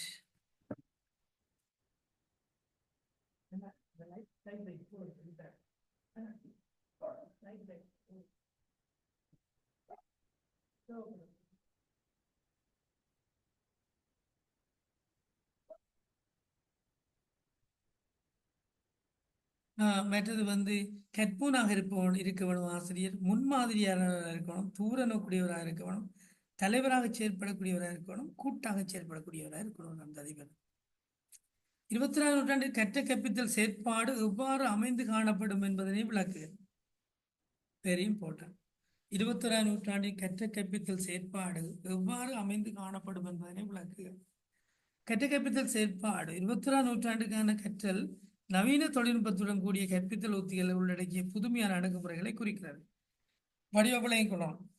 21ஆம் நூற்றாண்டு கற்ற கற்பித்தல் என்றாலேயே விளங்கிக் கொள்ள வேணும். நவீன தொழில்நுட்பத்துடன் கூடிய கற்பித்தல் உத்திகள் உள்ளடக்கியதாக அது இருக்கும். புதுமையான அணுகுமுறைகளை அது கொண்டதாக இருக்கும். சில உதாரணமாக சொல்ல போனால் ப்ராஜெக்ட் பேஸ்ட் லேர்னிங் அங்கே நடக்கும். கற்ற கற்பித்தல் செயற்பாடுல புரட்டப்பட்ட வகுப்பு என்று சொல்றது. தனிப்பயனாக்கப்பட்ட கற்றல் நடக்கும். கூட்டு கற்றல் அல்லது கூட்டான கற்றல், ஆய்வின் அடிப்படையில் அல்லது விசாரணை அடிப்படையிலான கற்றல். இது இவ்வளவுத்தையும் நோட் பண்ணி கொடுங்க கட்டாயம். 21ஆம் நூற்றாண்டுக்கான கற்ற கற்பித்தல் செயற்பாடு இப்படித்தான் அமைந்திருக்க வேண்டும் என்று சொல்லப்படுகிறது. இது விளையாட்டு அடிப்படையில் கற்றல், கலவை பிளண்டட் லேர்னிங் என்று சொல்றது. நான் கலவை கற்பித்தல் ஆங்கிலத்தில் நான் சொல்லலை, நீங்க தமிழ்லயே சொல்லுங்க. என்ன? ஒன்று செயற்றிட்ட அடிப்படையிலான கற்றல், புரட்டப்பட்ட வகுப்பறை, தனிப்பயனாக்கப்பட்ட கற்றல், கூட்டு கற்றல், விசாரணை அடிப்படையிலான கற்றல், விளையாட்டு அடிப்படையிலான கற்றல், கலவை கற்றல். அடுத்தது வந்து 21ஆம் நூற்றாண்டின் வகுப்பறையில் பிரதான கற்றல் முறையாக ஆழ்ந்த கற்றல், டீப் லேர்னிங். அடுத்த புது விஷயம் பாருங்க, டீப் லேர்னிங். இப்ப நான் கொஞ்சம் சொல்லி தந்தனா சில கற்றல் முறைகள் என்னென்ன யாராவது சொல்லுங்க பார்க்கலாம். விளையாட்டு அடிப்படையிலான கற்றல், விசாரணை அடிப்படையிலான கற்றல், தனிப்பயனாக்கப்பட்ட கற்றல், செயற்றிட்ட அடிப்படையிலான கற்றல், கூட்டான கற்றல், டீப் லேர்னிங். மெஷின் லேர்னிங் சொல்லி தந்தேன் உங்களுக்கு நான். இயந்திர கற்றல். மற்றது டீப் லேர்னிங், ஆழமான கற்றல், ஆழ்ந்த கற்றல். இப்ப உங்களோட கேள்வி என்னென்றால் 21ஆம் நூற்றாண்டு வகுப்பறையில் பிரதான கற்றல் முறையாக ஆழ்ந்த கற்றல், டீப் லேர்னிங் பயன்படுத்தப்படுகிறது. அதற்காக பயன்படுத்தக்கூடிய உத்திகளவை என்பதனை குறிப்பிடுக. மையத்தில் கவனம் செலுத்துவார்கள். அதாவது மிக முக்கியமான விடயத்தில், மைய விடயத்தில் கவனம் செலுத்துவார்கள். சரி, மைய விடயத்தில் கவனம் செலுத்துவார்கள். விமர்சன சிந்தனையை ஏற்றுக்கொள்ளுவார்கள். அதாவது கிரிட்டிக்கல் திங்கிங் அல்லது விமர்சன ரீதியான சிந்தனை. அறிவியலை அறிமுகப்படுத்த வேணும் வகுப்பறைக்குள்ள நாங்கள். சரிதானே? குழு வேலை பயிற்சி கொடுக்க வேணும். தொடர்பு கொள்ள கற்றுக்கொள்ள கொடுக்க வேணும். அணுகலை அதிகரிக்கவும். அக்சஸ் என்றால் பெறக்கூடிய வாய்ப்புகள், அணுகல். கற்றலை பெறக்கூடிய சந்தர்ப்பத்தை அதிகரிக்கணும். அடுத்து தலைமைத்துவ திறன்களை வளர்த்துக் கொள்ளணும். ஆழமான கலந்த மாதிரி பிளண்டட் லேர்னிங் சிஸ்டத்தை. பிளண்டட் என்ன? ஒரு மெத்தட் இல்லை, எல்லா மெத்தடை பயன்படுத்தி கற்பிக்கலாம். வகுப்புல 35 பிள்ளை இருந்தால் 35 பிள்ளைக்கும் ஒவ்வொரு விதமான மெத்தட் பிளண்டட் லேர்னிங் சொல்லுவாங்க. அதை டீப்பா படிப்பு பிறகு முயற்சியை அதிகரிப்பதற்கும் அதிக வேகமாக புரிந்து கொள்ள உதவும் அடித்தளம் போன்ற தரவுகளை தொகுத்து அதற்கான தீர்வுகளை மிகுந்த வினவல் நிறைந்த முறையால் ஆழமான கற்றல் முறையில் பயில்வர் அல்லது கவனம் செலுத்துவர் பிள்ளைகள். ஆகவே ஆழமான கற்றல் என்பது விமர்சனம், குறியீடு, knowledge complexity என்று சொல்ற அறிவு சிக்கல் போன்ற பல துறைகளில் முன்னேற்றத்துக்கு உதவிய தொழில்நுட்பமாக வினவு பயிற்சி மாறி வருகிறது. அதாவது குவாரி வினவு பயிற்சி என்று சொல்றது. சிலர் வந்து கேள்வி கேட்கறதுக்கு இடம் அளிக்கிறது. ஆனா 21ஆம் நூற்றாண்டு கற்றல்ல டீப் லேர்னிங் எங்க நடக்கும் என்று கேட்டால் கேள்வி கேட்கறதால, அதிகமான விடயங்களை வினவுறதால. ஆரம்பத்துல பாத்தீங்கன்னா கல்வி கோட்பாட்டின் அடிப்படையில் ஆழ்ந்த கற்றல், இதுக்கு ஒரு வரலாற்று பின்னணி இருக்குது. அந்த அடிப்படையில ஜான் டூயியை நீங்க மறக்க கூடாது. ஆழமான கற்றல் இப்ப 21ஆம் நூற்றாண்டுல பயன்படுத்தப்படுகின்ற டீப் லேர்னிங்க்கு உண்மையிலேயே காரணகர்த்தாவாக இருந்தவர் ஜான் டூயி. அவர் சொல்ற அனுபவத்தை அடிப்படையாக கொண்ட கற்றலை அவர் வலியுறுத்துறார். ஆழமான கற்றல் தான் அனுபவ ரீதியான கற்றல் எங்களுக்கு தரும். அல்லது மாறியும் சொல்லலாம், அனுபவ ரீதியாக கற்கின்ற பொழுது ஆழமான அறிவை நாங்கள் பெற்றுக்கொள்ளலாம் என்று சொல்றேன். அதே போல ஜீன் பியாஜேயும் அவரும் இந்த ஆழமான கற்றலுக்கு ஒரு அடித்தளமான கருத்துக்களை முன்வைத்தவர் தான். அவர் சொல்ற ஆழமான புரிதல் செயல்பாட்டின் மூலம் கற்றல் நிகழ்வதாகவும் பிரச்சனை தீர்க்கும் முறையால் கற்றல் நிகழ்வதாகவும் கருதுகிறார். அப்ப டீப் லேர்னிங்கோட தொடர்புடைய கல்வியலாளர்கள் ஜான் டூயி, ஜீன் பியாஜே மற்ற விகோட்சி, லீவ் விகோட்சி என்று சொல்லப்படுகின்ற புதிய ஒரு கல்வியலாளர் லீவ் விகோட்சி. 1954 தான் அவர் மறைந்தவர். ரைட். கலவை முறை கற்றல் என்றால் இந்த கலவை முறை கற்றல் என்பது என்ன? பாரம்பரிய வகுப்பறை கற்பித்தல் முறையுடன் இணையவழி கற்றல் செயல்பாடுகளை இணைக்கும் கல்வி அணுகுமுறை. இவ்வளவு. எக்ஸ்கியூஸ் மீ சார், எஸ், ஸ்கிரீனை கொஞ்சம் மறுபடி மேல இருக்க காட்ட முடியுமா?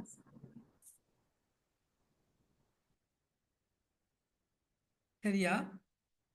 இப்ப நாங்க பார்க்க போறோம் கலவை கற்றல், பிளண்டட் லேர்னிங் என்ற என்ன என்றதை நாங்க பார்க்க போறோம். பிளண்டட் லேர்னிங் என்ற அந்த பச்சையால தலைப்பு போட்டிருக்க பாருங்க. பிளண்டட் லேர்னிங் கலவை முறை கற்றல் என்பது பாரம்பரிய வகுப்பறை கற்பித்தல் முறையுடன் இணையவழி கற்றல் செயற்பாடுகளை இணைக்கும் கல்வி முறையாகும். ஆக உங்கள்கிட்ட கேட்கிற கேள்விகள் இப்படித்தான் அமையும். கலவை முறை கற்றல் என்றா என்ன? ப்ரொஜெக்ட் பேஸ்ட் செயற்திட்ட அடிப்படையிலான கற்றல் என்றா என்ன? அணுமுறை கற்றலுக்கும் என்னது, அதாவது மல்டிகிரேட் டீச்சிங்க்கும் மல்டி லெவல் டீச்சிங்க்கும் என்ன வேறுபாடு? பல்தர கற்பித்தலுக்கும் பல்மட்ட கற்பித்தலுக்கும் என்ன வேறுபாடு?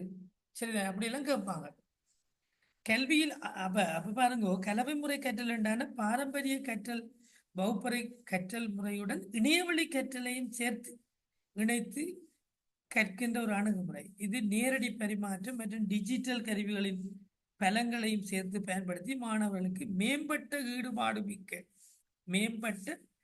ஈடுபாடு மிக்க மற்றும் திறன்மிக்க கற்றல் அனுபவத்தை இது வழங்குகிறது. ஆழமான கற்றல் தொடர்பான கருத்து சொன்னவர்கள் யாரு? அனுபவ கற்றலை சொன்ன இவரும் ஜான் டூயி, ஜீன் பியாஜே, லீவ் விகோட்சி. அவருடைய ZPD ஞாபகம் வச்சுக்கொள்ளுங்க, அண்மை வலயம் சொல்றது, அண்மை மேம்பாட்டு வலயம். அது டீப்பா தேவையில்லை உங்களுக்கு. சரி, இப்ப நாங்க கலவை முறை கற்றலுக்கு நீங்க சுருக்கமான விளக்கத்தை நீங்க பார்த்துருக்கீர்கள். சரிதானே? கலவை முறை கற்றல் பற்றிய கருத்துக்களை நிறைய கல்வியலாளர்கள் இப்ப புதுசா வந்த ஒரு எண்ணக்கருவாக அது இருந்தாலும் சரிதானே, ஆனா ஆரம்பத்துல அதுக்கு அத்திவாரம் விட்டுருக்காங்க. அது சார்பான அடிப்படை கருத்துக்களை அவர்கள் பரப்பி இருக்கிறார்கள், இல்லைன்னு இல்லை. உதாரணமாக சார்ல்ஸ் டீட் என்றவர் இந்த மேம்பட்ட ஈடுபாடு வரும் என்று சொல்றார். கலவை முறை கற்றலால ஒரு மெத்தட்டை மட்டும் வச்சு படிப்பிச்சிருக்கிறதால பிள்ளைகளுக்கு போரிங்கா இருக்கும், இன்ட்ரெஸ்டிங் இருக்காது. ஆனா கலவை முறைகள் கற்றலால டீப்பான ஒரு நாலேஜ், மேம்பட்ட ஈடுபாடு, அதாவது இன்வால்மெண்ட் அதிகரிக்கும் என்று சொல்றேன். ஈடுபாட்டை அதிகரிப்பதாக கூறுகிறார் இந்த சார்ல்ஸ் டீட். கல்வியியல் அறிஞர்கள் பல்வேறு கற்றல் செயற்பாடுகளை வழங்குவதன் மூலம் கலவை முறை கற்றல் ஈடுபாட்டை அதிகரிப்பதாக கூறுகிறார்கள். சரி, ஆகவே மாணவர்கள் தங்களது வேகத்தில் இணையவழி கற்றலை மேற்கொள்ளலாம். பின்னர் வகுப்பறை விவாதங்கள் மற்றும் செயற்பாடுகள் மூலம் கருத்துக்களை ஆழமாக கற்கலாம். சரி, இனி அடுத்து பார்ப்போம். தனிநபர் சார்ந்த கற்றல், இண்டிவிஜுவலைஸ்ட் லேர்னிங் என்று சொல்றது. தனிநபர் சார்ந்த கற்றல் என்ன கிரகம் என்றவர் வந்து அது சார்பான கருத்துக்களை சொல்றார். அதாவது கலவை முறை கற்றல் கல்வியில் தனிநபர் சார்ந்த அணுகுமுறையை அனுமதிக்கிறது. இணையவழி படிப்புகள் பல்வேறு கற்றல் பயணிகளுக்கு ஏற்றவாறு இருக்கும். அதே நேரத்தில் வகுப்பறை நேரத்தை தனிப்பட்ட ஆதரவுக்கு பயன்படுத்தலாம். அப்ப அவர் சொல்றாருன்னு கேட்டா, இந்த தனிநபர் சார்ந்த கற்றலும் என்னது கலவை முறை கற்றலின் விளைவாக ஏற்படுகிற ஒன்று, அதை அனுமதிக்குது. இது கலவை முறை கற்றல் வந்து தனிநபர் சார் கற்றலை அனுமதிக்கிறதாக சொல்ற. என்னென்ன ரெண்டு விஷயம் ஏற்படுது என்ற ஒன்று ஈடுபாடு அதிகரிக்கும், தனிநபர் சார்ந்த கற்றலை அது ஏற்படுத்தும் என்று சொல்ற. எது நாங்க பார்க்கிற கலவை முறை கற்றல். கலவை முறை கற்றலுடைய ரெண்டு பண்புகள் சொல்லுங்க என்று சொன்னா, மேம்பட்ட ஈடுபாடை கொடுக்கும், தனிநபர் சார்ந்த கற்றலுக்கு அது இட்டு செல்லும் என்று சொன்னீங்கன்னா சரி. சரியானே? அது கொஞ்சம் விளக்கமா சொல்லுங்க என்று சொன்னா, மேம்பட்ட ஈடுபாடு என்று சொல்லுங்க. கலவை முறை கற்றல் என்பது பாரம்பரிய கற்றல் கற்பித்தல் முறைகளோடு சேர்த்து நாங்கள் நவீன கற்றல் கற்பித்தல் சாதனங்களையும் இணைத்து இணையவழி கற்றல் முறைகளையும் சேர்த்து கற்பிக்கிறது தான் கலவை முறை கற்பித்தல் அல்லது கற்றல். அங்கு மாணவர்கள் தனி ஒரு பாரம்பரிய கற்றலில் ஈடுபடுற அளவை விட எனவே இந்த நவீன கலவை முறை கற்றல்ல வந்து மேம்பட்ட ஈடுபாடு அங்கே இருக்கும், தனியவர் சார்ந்த கற்றல் ஏற்படும். சரிதானே?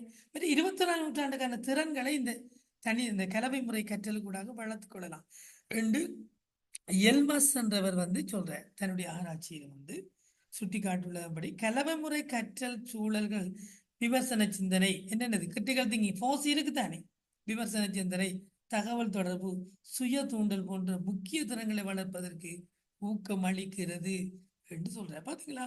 அப்ப கலவை முறை கற்றலால ஏற்படுற விளைவு என்னது? மேம்பட்ட ஈடுபாடு, தனிநபர் சார்ந்த கற்றல், 21ஆம் நூற்றாண்டுக்கான திறன்களை வளர்த்தல். மற்ற வந்து தெளிவுத்திறன், கிளாரிட்டி வந்து அங்கே ஏற்படும். தெளிவுத்திறன் மற்றும் அணுகல். கலவை முறை கற்றல் மாணவர்கள் ஆசிரியர்கள் இருவருக்கும் தெளிவுத்திறனை வழங்குகிறது. மாணவர்கள் வந்த நேரத்திலும் எந்த நேரத்திலும் எந்த இடத்திலும் கற்றல் பொருட்களை அணுகலாம் அக்சஸ் பண்ணலாம். ரைட், இவ்வளவு போதும். கலவை முறை கற்றலை பற்றி போதும் தானே?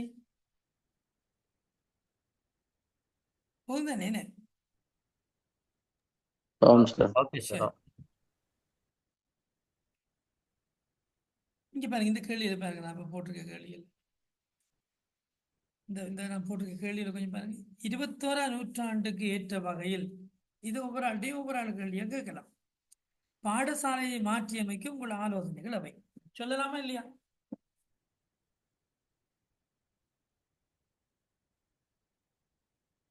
உங்கள்ட்ட இந்த கேள்வியை கேட்டா நீங்க எல்லாருமே மறக்க கூடாது. இப்படி ஒரு கேள்வியை கேட்டா போன உடனே சரியா, நீங்க எல்லாரும் நினைக்க வேணும், உங்கள்ட்ட விழுற விஷயம் வந்து இதை பரிசோதிக்கிறதுக்கு தான். இதை சொல்லுங்க, இதை கற்றல் கற்பித்தல் அறிவை பரிசோதிக்கிறது தான் கேட்கிறாங்க. அது எப்படி அது 7 புள்ளி எடுக்கிறது கற்றல் கற்பித்தல் செய்முறை அறிவு அது கூட எப்படி பரிசோதிக்கிறாங்கன்னு யோசிக்கிறீங்களா? அவங்க கேட்கிற கேள்வி என்னது? 21ஆம் நூற்றாண்டுக்கு ஏற்ற வகையில் பாடசாலையினை மாற்றி அமைக்கும் உங்கள் ஆலோசனை. நீங்க சொல்லுற ஆலோசனை எல்லாம் எப்படி இருக்க வேணும்? பாடசாலை எதுக்காக மாற்றி அமைக்கணும்? ஜீவன் சொல்லுங்க, எதுக்காக மாற்றி அமைக்கணும் சொல்லுங்க சவுந்தரா மிஸ். தொழில்நுட்பம் சார்ந்த கற்பித்தல் கற்றல் கற்பித்தல் செயல்முறையை மேம்படுத்துறதுக்கான ஆலோசனையாக பாடசாலையை மாற்றி அமைக்க வேணும். விளங்கிட்டோம்? நீங்க பாடசாலையை 21ஆம் நூற்றாண்டுக்கு ஏற்ற வகையில மாற்றி அமைக்கிறேன். நீங்க யூ ஆர் கரெக்ட் மேன். நீங்க சொன்ன மாதிரி 21ஆம் நூற்றாண்டு கற்றல் கற்பித்தல் என்றாலே என்னது? நான் ஆரம்பத்தில் சொன்ன மாதிரி என்னது சொல்லுங்க. 21ஆம் நூற்றாண்டு கற்றல் கற்பித்தல் என்னது? தொழில்நுட்பத்தோட கூடியதான கற்றல் கற்பித்தல் நடவடிக்கை. இந்த பாருங்க நான் சொல்லியிருக்கிறேன் உங்களுக்கு என்னண்டு. 21ஆம் நூற்றாண்டுக்கான கற்றல் நவீன தொழில்நுட்பத்துடன் கூடிய கற்பித்தல் உத்திகளை உள்ளடக்கிய புதுமையான அணுகுமுறைகளை குறிக்கிறது. விளங்கிட்டுதோ? அதாவது நவீன தொழில்நுட்பத்துடன் கூடிய கற்பித்தல் உத்திகளை உள்ளடக்கிய புதுமையான அணுகுமுறைகளை குறிக்கிறது. விளங்கிட்டோ இது? அதான் 21ஆம் நூற்றாண்டுக்கான கற்ற கற்பித்தல் செயற்பாடு. அப்படியா இருந்தா உங்கள்கிட்ட கேட்குறாங்க, 21ஆம் நூற்றாண்டுக்கு ஏற்ற வகையில் பாடசாலையை மாற்றி அமைக்க உங்கள் ஆலோசனைகள் எவை என்ற கேள்வியை கேட்டா உங்கள்கிட்ட 7 மார்க்ஸ், முதல் 7 மார்க்ஸ் எதுக்கு தர போறாங்க? கற்றல் கற்பித்தல் தொடர்பான என்ன அறிவுக்கு.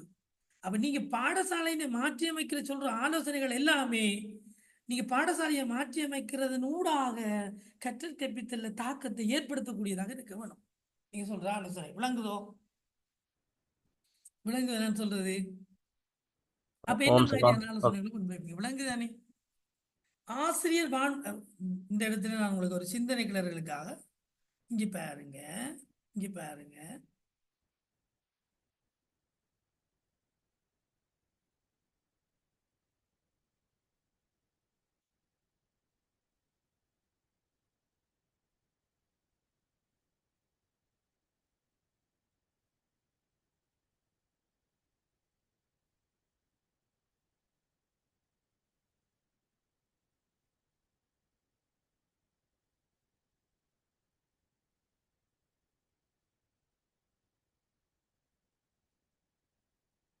இருபத்தி நூற்றாண்டுல இங்க பாருங்க, எஜுகேஷனல் டெக்னாலஜி ட்ரெண்ட்ஸ் ஃபார் 2022 வேண்டாம் 21ஆம் நூற்றாண்டுக்குரிய ஸ்கில்ஸ். இங்க பாருங்க, ஆன்லைன் லேர்னிங், அண்டர்ஸ்டாண்டிங் ஆன்லைன். என்னென்ன முதலாவது இதுல பாருங்க, இந்த படத்தை பாருங்க. ஆன்லைன் லேர்னிங் என்னென்ன பெனிஃபிட்ஸை தரும், இதுக்கேற்ற மாதிரி நீங்க மாற்றி அமைக்கணும். என்னது? சேவ்ஸ் டைம், நேரத்தை மீதப்படுது, நிகழ்ச்சி தன்மையா இருக்கு, எனர்ஜி எஃபிஷியண்டா இருக்கு, உங்களோட சக்தி எல்லாம் ஆற்றல் எல்லாம் வினைத்திறனாக பயன்படுத்தப்படும். ஹையர் கம்ப்ரிஹென்ஷன், உயர்மட்ட ஒரு என்ன கூட்டு என்னது கம்ப்ரிஹென்ஷன், ஒரு என்ன சொல்ற கம்ப்ரிஹென்ஷன் என்று சொன்னா அதாவது interactive tools through learning platforms help the recipient absorb content 60% faster. 60% வேகமாக எல்லா நாலேஜையும் என்ன எல்லா கருவிகளுக்கூடாகவும் அறிவை பெற்றுக்கொள்ளக்கூடிய மாதிரி அது நடக்கும். அஃபோர்டபுள், குவிக் அண்ட் ஈஸி அக்சஸா இருக்கும் அங்க நெட். அதே போல நெட் வசதிகள் எல்லாம் ஏற்படுத்த வேணும். அடுத்தது என்னது? டிஜிட்டல் பெடகோஜி என்ன சொல்லுங்க பார்க்கலாம். எண்ம கற்றல் கற்பித்தலியல், எண்ம கற்பித்தலியல், அதாவது டிஜிட்டலைஸ்ட் லேர்னிங். பாருங்க, எல்லாமே டிஜிட்டலைஸ்ட் லேர்னிங். இங்க பாருங்க, இங்க அவ்வளவு வசதியும் நீங்க பள்ளிக்கூடத்துல வச்சிருக்க வேணும், மாற்ற வேணும். அடுத்தது என்ன? Blended learning strategies. என்னது? கலப்பு முறை கற்றலுக்கான உபாயங்கள். இங்க பாருங்க, என்னது? Post card, STEM projects, STEAM, நம்மளோட ஸ்டெம் எஜுகேஷன். ஸ்டெம் கொலபரேஷன், கூட்டாக எப்படி செய்யறது, slide presentation, art projects, debate, விவாதம், இப்படியெல்லாம் நிறைய கலப்பு முறை கற்றலுக்கான உபாயங்கள் இருக்கு. அதே போல பாருங்க,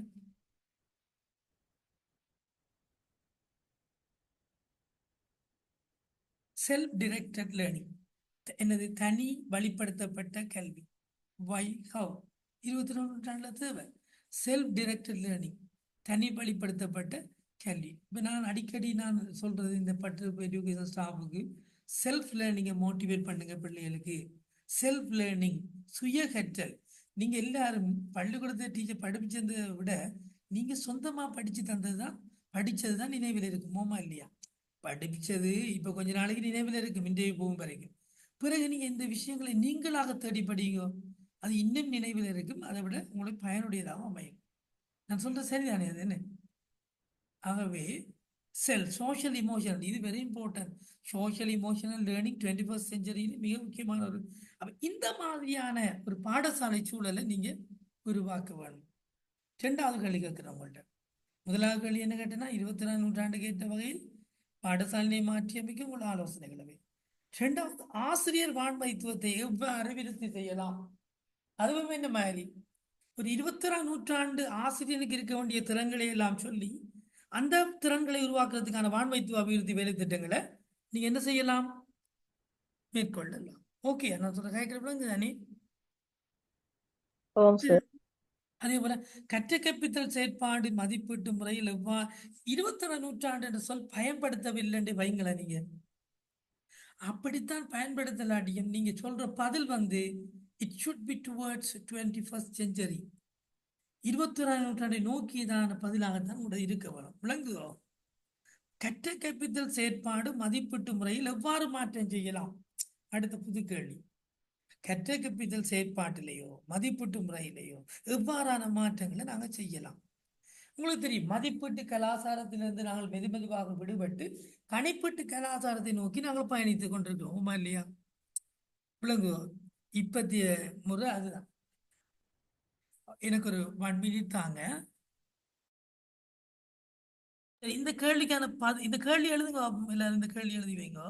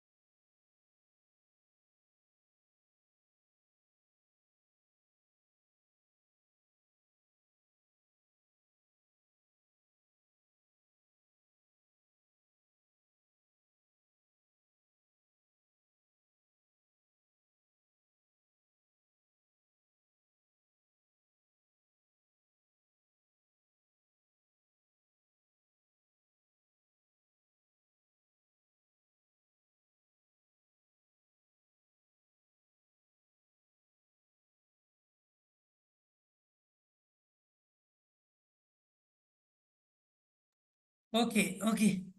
அப்போ இப்ப இந்த கற்ற கற்பித்தல் செயற்பாடு மதிப்பீட்டு முறையில் எவ்வாறான மாற்றங்கள் செய்யலாம் சொல்லுங்க பார்க்கலாம். இது விளங்குதா உங்களுக்கு நான் கேட்கிறது? ஹலோ. கற்ற கற்பித்தல் செயற்பாடு மற்றும் மதிப்பீட்டு முறை. நான் இது சார்பான ஒரு கேள்வியை செய்யக்குள்ள உங்களுக்கு விளங்குமா? இது சார்பான கொஞ்சம் டீப்பா பார்ப்போமா? சரியா? கொஞ்சம் பாருங்க. அதுவும் கூட கற்ற கற்பித்தலோட தொடர்புடைய விஷயம் தானே, மதிப்பீடு செய்யறது இல்லையா? மாணவர்களை மதிப்பீடு செய்யறது என்பது கற்றல் கற்பித்தலோட தொடர்புடைய விஷயம் தானே. ரைட். 1 minute.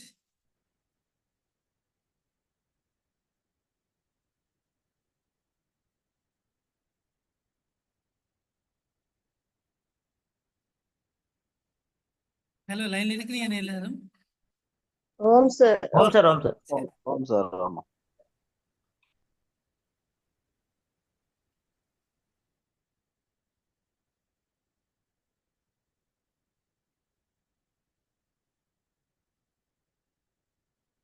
கொஞ்சம் பாருங்க.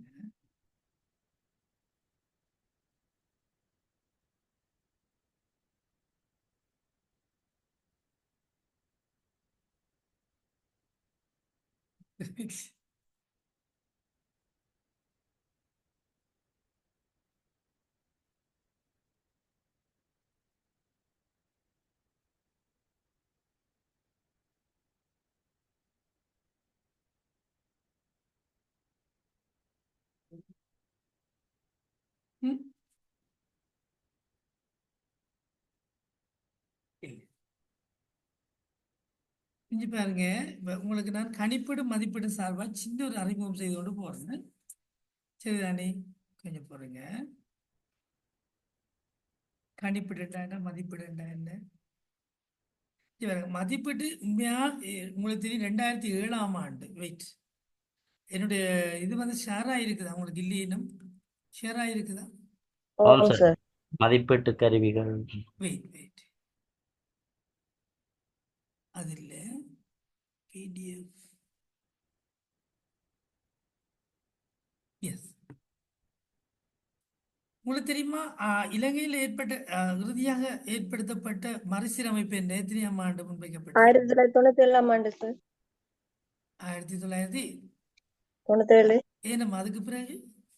அது பிறகு 2015 உண்டு சார். 2007ஆம் ஆண்டு மறந்துட்டீங்களா? 7 இருக்கு சார். 7 2007ஆம் ஆண்டு முன்வைக்கப்பட்ட மறுசீரமைப்பில் மதிப்பீடு சொல்வாங்க. அதுக்கு நான் பார்த்து கொண்டிருக்கேன்.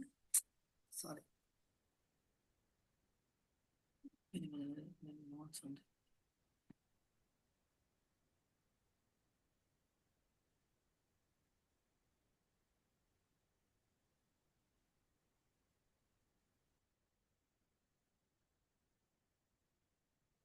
சாரியா, சரி, டைம் ஆகுது. சரி,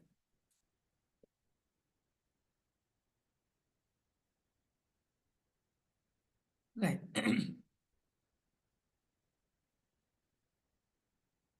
இங்க பாத்தீங்கன்னா பாஸ் இதுல வந்து 2007ஆம் ஆண்டு வந்த கலைத்திட்ட மறுசீரமைப்புல வந்து ரைட் கட்டமைப்புகளுடன் தொடர்புடைய விஷயத்துல மிக முக்கியமான விஷயம், பாடத்திட்டத்தின் உருவாக்கத்துல 4 முக்கிய பரப்புகள் இருக்கு. அதெல்லாம் தேவையில்லவங்களுக்கு மதிப்பீடு கணிப்பீடு சம்பந்தமாக அந்த ரைட். அதாவது இங்க பாருங்க, மதிப்பீட்டு கலாச்சாரத்திலிருந்து கணிப்பீட்டு கலாச்சாரத்துக்கு மாற்றம் என்பதனால் நீங்க விளங்கிக் கொள்றது என்ன? இதுதான் அந்த கேள்வியோ தொடர்புடைய பதிலா இருக்கு. அதாவது நாங்கள் இப்ப வந்து எல்லாரும் எந்த கல்ச்சர்ல இருக்கிறோம், உண்மையா இருக்கிறோம் எதுல, உண்மையா எப்படி மாற வேண்டும்? நான் ஏற்கனவே சொன்ன மாதிரி மதிப்பீட்டு கலாச்சாரத்திலிருந்து கணிப்பீட்டு கலாச்சாரத்துக்கு மாறிட்டோமா இல்லையா? 2007ஆம் ஆண்டுல கணிப்பீட்டுக்கு SBA கொண்டு வரப்பட்டது, ஞாபகம் இருக்கு எல்லாருக்கும்? 2007 கொண்டு வரப்பட்டது என்ன, மறந்துட்டீங்களா? அப்ப ஏன் கொண்டு வரப்பட்டது? கணிப்பீடு என்பது என்ன, மதிப்பீடு என்பது என்ன என்று தெளிவா விளங்கினீங்கன்னா அதுக்குரிய பதில கொடுப்பீங்க. மதிப்பீடு என்றா என்ன? மாணவர்களின் செயல்திறனை அவற்றின் நிறைவு காலத்தில் மொத்த மதிப்பீடுகள் மூலம், பெரும்பாலும் நிலையான பரீட்சைகள் மூலம் மதிப்பீடுகள் மேற்கொள்ளப்படுகிறது அநேகமாக. ஏன் மதிப்பீடுகள் வந்து தொடக்கத்திலையும் செய்வார்கள், இடையிலையும் செய்வார்கள், அநேகமாக வந்து ஒரு கற்கை நெறி முடிவில் மாணவர்களை மதிப்பீடு செய்வார்கள். அதாவது ஆங்கிலத்தில் மதிப்பீடுக்கு சொல்லி இவாலுவேஷன் என்று நாங்கள் சொல்லுவோம். என்ன சொல்லுவோம்? Evaluation, right. ஆனால் கணிப்பீட்டுக்கு நாங்கள் என்ன சொல்லுவோம் ஆங்கிலத்தில்? அசஸ்மெண்ட். அப்ப இவாலுவேஷன் இல்லம்மா, அசஸ்மெண்ட் இல்லம்மா என்று கேட்டால் நீங்க என்ன சொல்லுவீங்க? என்னை பொறுத்தவரை வந்து இவாலுவேஷன்ல இருந்து நாங்கள் அசஸ்மெண்ட் தான் விரும்புவோம். சரிதானே? ஆகவே மதிப்பீடுன்றது நம்ம ஏன் நாங்க அசஸ்மெண்ட்டை விரும்பணும் பண்றதுக்கு, நீங்க இவாலுவேஷனுக்கு அசஸ்மெண்ட்டுக்கு வித்தியாசம் தெரியாம இருக்கு, நீங்க கதைக்கு இயலாது. 2007ஆம் ஆண்டு மறுசீரமைப்பில் இலங்கையில் ஏற்படுத்தப்பட்ட கல்வி மறுசீரமைப்பில் அது மிக முக்கியமான ஒரு விஷயம்.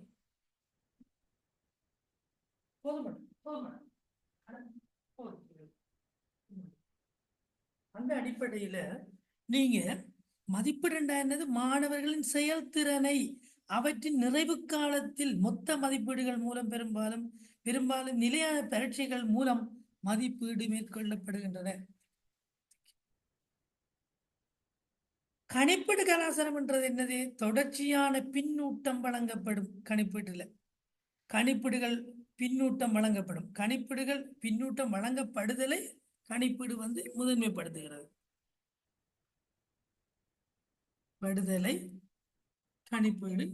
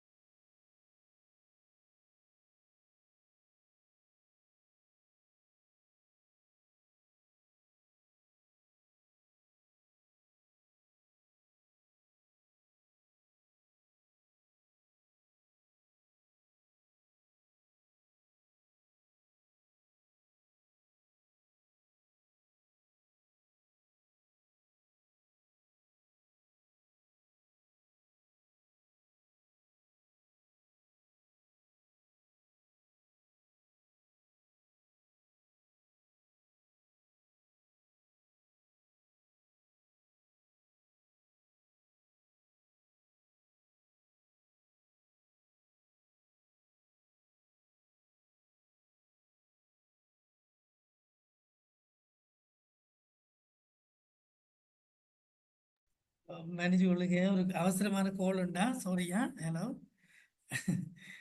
இங்கே பிடிஎஃப்ஸ்லேருந்து கோல் உண்டு. ரைட். ஆகவே கணிப்பீட்டு கலாச்சாரம் என்றது தொடர்ச்சியான பின்னூட்டம் வழங்கப்படுதலை கணிப்பீடுகள் முதன்மைப்படுத்துது. இதனால மாணவர்களினுடைய இதான் முக்கியம், கற்றல் செயல்முறை மேம்படுத்தப்படுகிறது. தொடர்ச்சியான ஃபீட்பேக் கொடுக்கப்படுறபடியா மாணவருடைய கற்றல் மேம்படுத்தப்படுகிறது. ஆனா அங்க அப்படி இல்லை. ஒரு வகுப்பு இல்லை ஒரு ஆண்டு தவணை முடிஞ்சது பிறகுதான் பரீட்சையை நாங்க மதிப்பீடு நடாத்துறோம். அப்பதான் எங்களுக்கு விளங்கும் பிள்ளை எந்த இடத்துல அந்த இடத்துல, அதாவது ஒரு தவணை பரீட்சை முடிவுல தான் எங்களுக்கு தெரியும் பிள்ளையின் ஸ்டேட்டஸ். ஆனா எஸ்பிஹெச்க்குள்ள அப்படி இல்லை. அப்பப்ப டீச்சர்ஸ் கணிப்பீடுகளை வச்சு பிள்ளைகளை தட்டி கொண்டு அவங்களை மேம்படுத்தி கொண்டு போவாங்க. தொடர்ச்சியான ஒரு மேம்பாடாக அது இருக்கு. தனிப்பட்ட பயனாக்க கற்றல் அங்க ஒரு இண்டிவிஜுவலைஸ்ட் ஒவ்வொரு பிள்ளைக்குமான பயன் தரக்கூடிய கற்றல் அங்க நடைபெறும். முழுமையான வளர்ச்சி அது ஊக்குவிக்கும். ஆகவே கணிப்பீட்டு கலாச்சாரம் தான் எங்களுக்கு விரும்பத்தக்கது, மதிப்பீட்டு கலாச்சாரத்தை தவிர விட. ஆகவே மதிப்பீட்டு கலாச்சாரத்திலிருந்து இப்போ நாங்க எல்லாரும் கணிப்பீட்டு கலாச்சாரத்தை நோக்கி போய்கொண்டிருக்கிறோம். உங்கள்கிட்ட நாங்க கேட்ட கேள்வி, கற்ற கற்பித்தல் செயற்பாடு மதிப்பீட்டு முறையில் எவ்வாறான மாற்றம் வேணும்.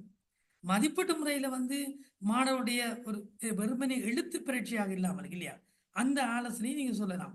எழுத்து பரீட்சையாக இல்லாமலுக்கு மாணவருடைய இயல்பான திறன்களை அளவிடக்கூடிய பிராக்டிக்கல் சார்ந்த அநேகமான, இப்ப பிராக்டிக்கல் இல்லாம இல்லை இருக்குது, ஆனா எல்லா பாடங்களுக்கும் அந்த பிராக்டிக்கல் நாலேஜ் செக் பண்ற மாதிரி இல்லை.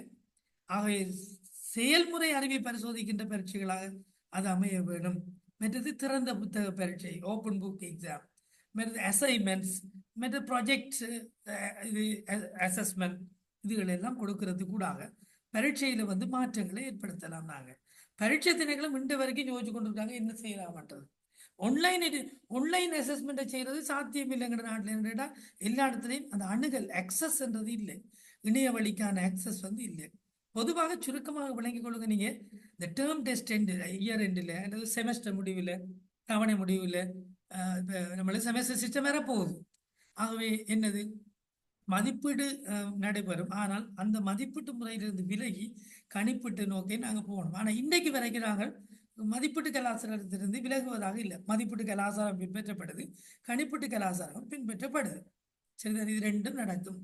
ஆகவே இப்போதைக்கு ரெண்டும் தேவை. மதிப்பீடு அடியோட தேவை ரெண்டு இல்லை, தேவை அவசியமான சில கற்க நிறைகளுக்கு மட்டும் மதிப்பீட்டு கலாச்சாரம் தேவையாக இருக்கிறது.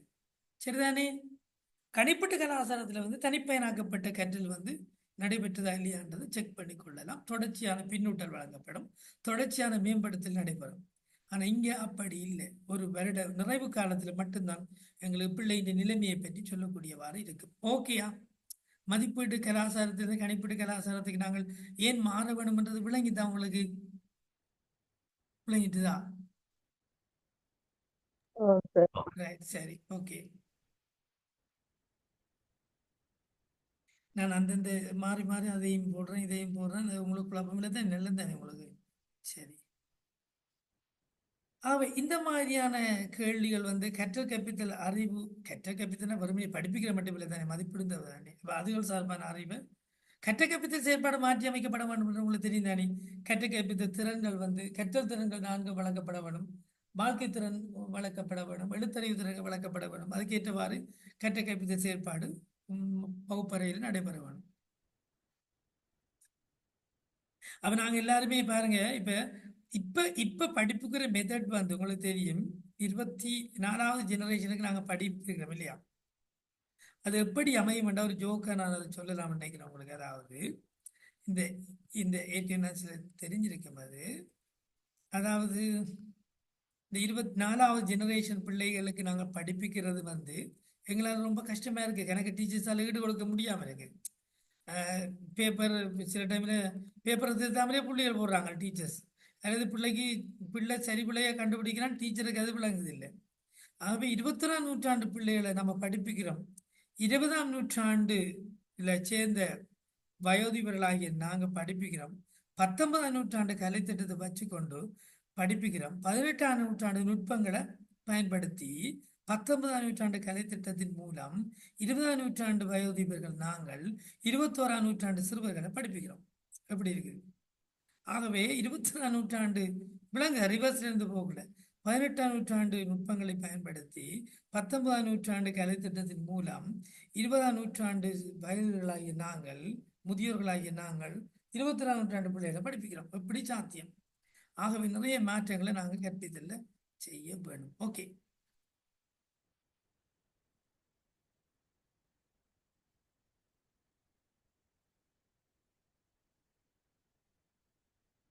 அடுத்ததாக இன்னும் கொஞ்சம் சில கேள்விகள் பார்ப்போம். நாங்கள் இன்னும் கொஞ்சம் சில விஷயங்களை நாங்கள் பார்க்கலாம்.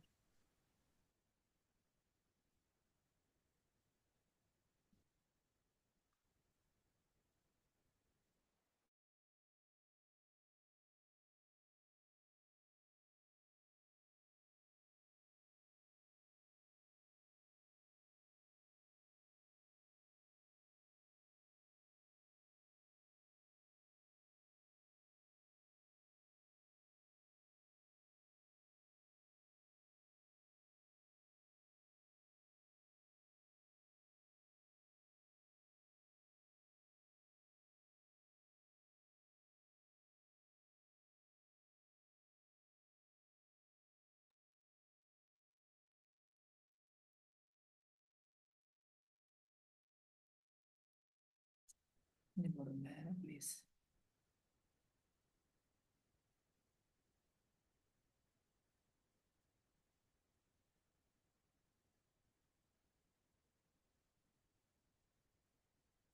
சரி, இன்னும் சில வினாக்களை நாங்கள் பார்ப்போமா?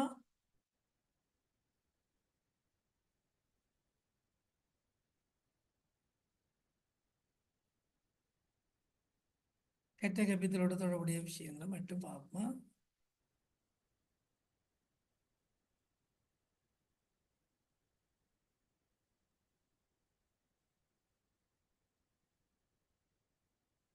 இது சார்பாகவும் நீங்க கொஞ்சம் விளங்கி போகணும். ஒரு கெட்ட கப்பித்தல் செயல்முறைக்கு ஆசிரிய ஆளுநை அபிவிருத்தி வந்து நடைபெற்றிருக்க வேணும். அதாவது அதாவது ஸ்டாஃப் டெவலப்மெண்ட்டை பற்றி ஒரு பாருங்க. ஸ்டாஃப் டெவலப்மெண்ட்டை பற்றி 21ஆம் நூற்றாண்டு கற்றல் திறன்களை ஆசிரியர்களுக்கு பெற்றுக் கொடுப்பதற்காக ஆசிரிய ஆளுநை அபிவிருத்தி வேலை திட்டங்கள் நடைபெற வேணும். இதை நீங்க மறக்கக்கூடாது. ஆசிரிய ஆளுநை அபிவிருத்தி வேலை திட்டங்களை ஒழுங்கு பண்ண வேண்டும். சரிதானே? 21ஆம் நூற்றாண்டு கற்றல் திறன்களை ஆசிரியர்கள் பெற்றுக்கொள்வதற்காக. ஆகவே அதுவும் கற்ற கற்பித்தல் தொடர்பான விடயங்கள் அறிவாக கொள்ளப்படும். 21ஆம் நூற்றாண்டு திறன்கள் உங்களுக்கு தெரியும். எத்தனை திறன்கள்? 12 திறன்கள் இருக்குது. அது உங்களுக்கு தெரியும், நான் சொல்ல தேவையில்லை. அடுத்தது வந்து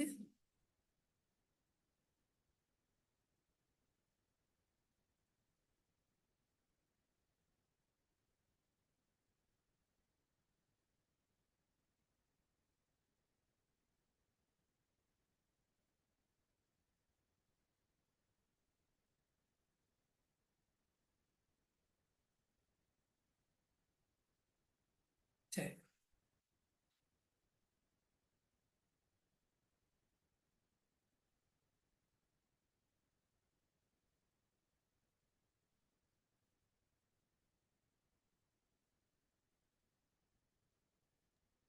சார் சார் ஓ சொல்லுங்க. சார் அந்த நாங்க வந்து பாட ரீதியா வந்து உதவிக்கல்வி பணிப்பாளர்கள் தானே சார், பாட ரீதியா போறார்கள். ஓ அவர் ஒரு ரோல் இருக்கா சொல்லுங்களேன் சார். விலங்கல் எனக்கு பாட பாட ரீதியாக பணிப்பாளருடைய நாங்க போறார்கள் வந்து உதவிக்கல்வி பணிப்பாளர்கள் தானே சார், பாட ரீதியாக. சாதாரணமாக அந்த உங்களுக்கு தெரியும் தானே. அது உதாரணமாக ஆசிரியர் இப்ப உண்மையா பாட பணிப்பாளரோ அல்லது ஒரு ஆசிரியர் ஆலோசகரோ வளவாளரோ உண்மையில் என்ன செய்யணும்? ஒரு ஆசிரியருக்கு பாடசாலையில் கற்பிக்கின்ற ஆசிரியருக்கு உதவ வேணும். வசதி ஏற்படுத்தி கொடுப்பவராக இருக்க வேணும் இல்லையா? வசதி ஏற்படுத்தி கொடுப்பவர் என்ற எப்படி இருக்க வேணும்? அவருடைய கற்ற கற்பித்தல் செயற்பாடுகள் நடைபெறுவதற்கு என ஒழுங்குகளை செய்து கொடுப்பவராக இருக்க வேணும் இல்லையா? ஒன்று, அவருக்கு மதிப்பீட்டு முறைகளில் அவருக்கு தெளிவான விளக்கத்தையும் வழிகாட்டலையும் செய்ய வேணும். கற்ற கற்பித்தல் முடிய அடுத்து இடைக்குள்ள நடைபெற கற்பித்தல் தொடர்பான கற்றல் கற்பித்தல் செயல்முறை தொடர்பான ஒழுங்கமைப்புகளை செய்யறதுக்கு அவருக்கு உதவி செய்யணும். அவர் இடர்படுவார் சில டைமில் பொருத்தமான என்னது கற்றல் கற்பித்தல் சாதனங்களை தெரிவு செய்வதற்கு அல்லது பொருத்தமான ஆக்டிவிட்டி பிளான கற்பித்தல் திட்டத்தை திட்டமிடுவதில் எல்லாம் அவர் இடர்படுவார். அவருக்கு அது சரியாக வழிப்படுத்தப்படணும். மற்றும் இற்றைப்படுத்தப்பட்ட கலைத்திட்ட மறுசீரமைப்பு தொடர்பான அறிவு அவருக்கு இருக்க வேணும். மற்ற கற்ற கற்பித்தல் வந்து திட்டமிடக்குள்ள வந்து அவருக்கு கற்பித்தல் மெத்தடாலஜி இருக்கு தானே. கற்பித்தல் மெத்தட் கற்பித்தல் முறை தொடர்பான புதிய முறைகளை அவர் பயன்படுத்தி கற்பிக்கிறதுக்கு நீங்க உதவி செய்யணும். 21ஆம் நூற்றாண்டுல வந்து தேவையான இன்டிகிரேட்டட் என்னது தொழில்நுட்பம் ஒருங்கிணைக்கப்பட்ட ஒரு கற்ற கற்பித்தல் முறையை அவர் மேற்கொள்றதுக்கு அவருக்கு உதவி செய்ய வேணும். நான் சொன்ன டீப் லேர்னிங், அதாவது ஆழமான கற்றல், பிளண்டட் லேர்னிங் கலப்பு முறை கற்றல், மற்றது வந்து கூட்டான கற்றல், ப்ரொஜெக்ட் பேஸ்ட் லேர்னிங், இந்த மாதிரியான நவீன கற்றல் முறைகளை கற்பித்தல் முறைகளை அறிமுகம் செய்து விடணும் நீங்க. மற்றது வந்து இதுகளும் தான் நீங்க செய்ய வேணும். பாட பணிப்பாளரோ பாட உதவிக்கல்வி பணிப்பாளரோ பாட ஆசிரியரோ ஆசிரிய ஆலோசகரோ அல்லது ஒரு பாட வளவாளரோ ஒரு ஆசிரியருக்கு கற்ற கற்பித்தல் நடைபெறுவதற்கான அதான் பிரதானமான பணி இல்லையா? ஈவன் ஒரு அதிபராக இருந்தாலும் அதுதான் செய்ய வேணும். என்ன ஒரு ஜோனல் செக்ரட்டரி இருந்தாலும் அதுக்கு தான் முக்கியத்துவம் கொடுக்கணும். என்ன நிர்வாகம் என்பது ஒரு சின்ன பகுதி. ஆனால் எங்களுடைய பிரதானமான மெயின் டாஸ்க் என்னது? Teaching learning process. சரியா? அதுக்கு தான் நாங்கள் முக்கியத்துவத்தை கொடுக்கணும். இங்க பாருங்க, வேற என்ன கேட்க போறீங்க? அது இன்னும் நிறைய சொல்லலாம் தங்கச்சி. இங்க பாருங்க, இதை பாருங்களேன். இந்த வினா 3 முக்கியமானது.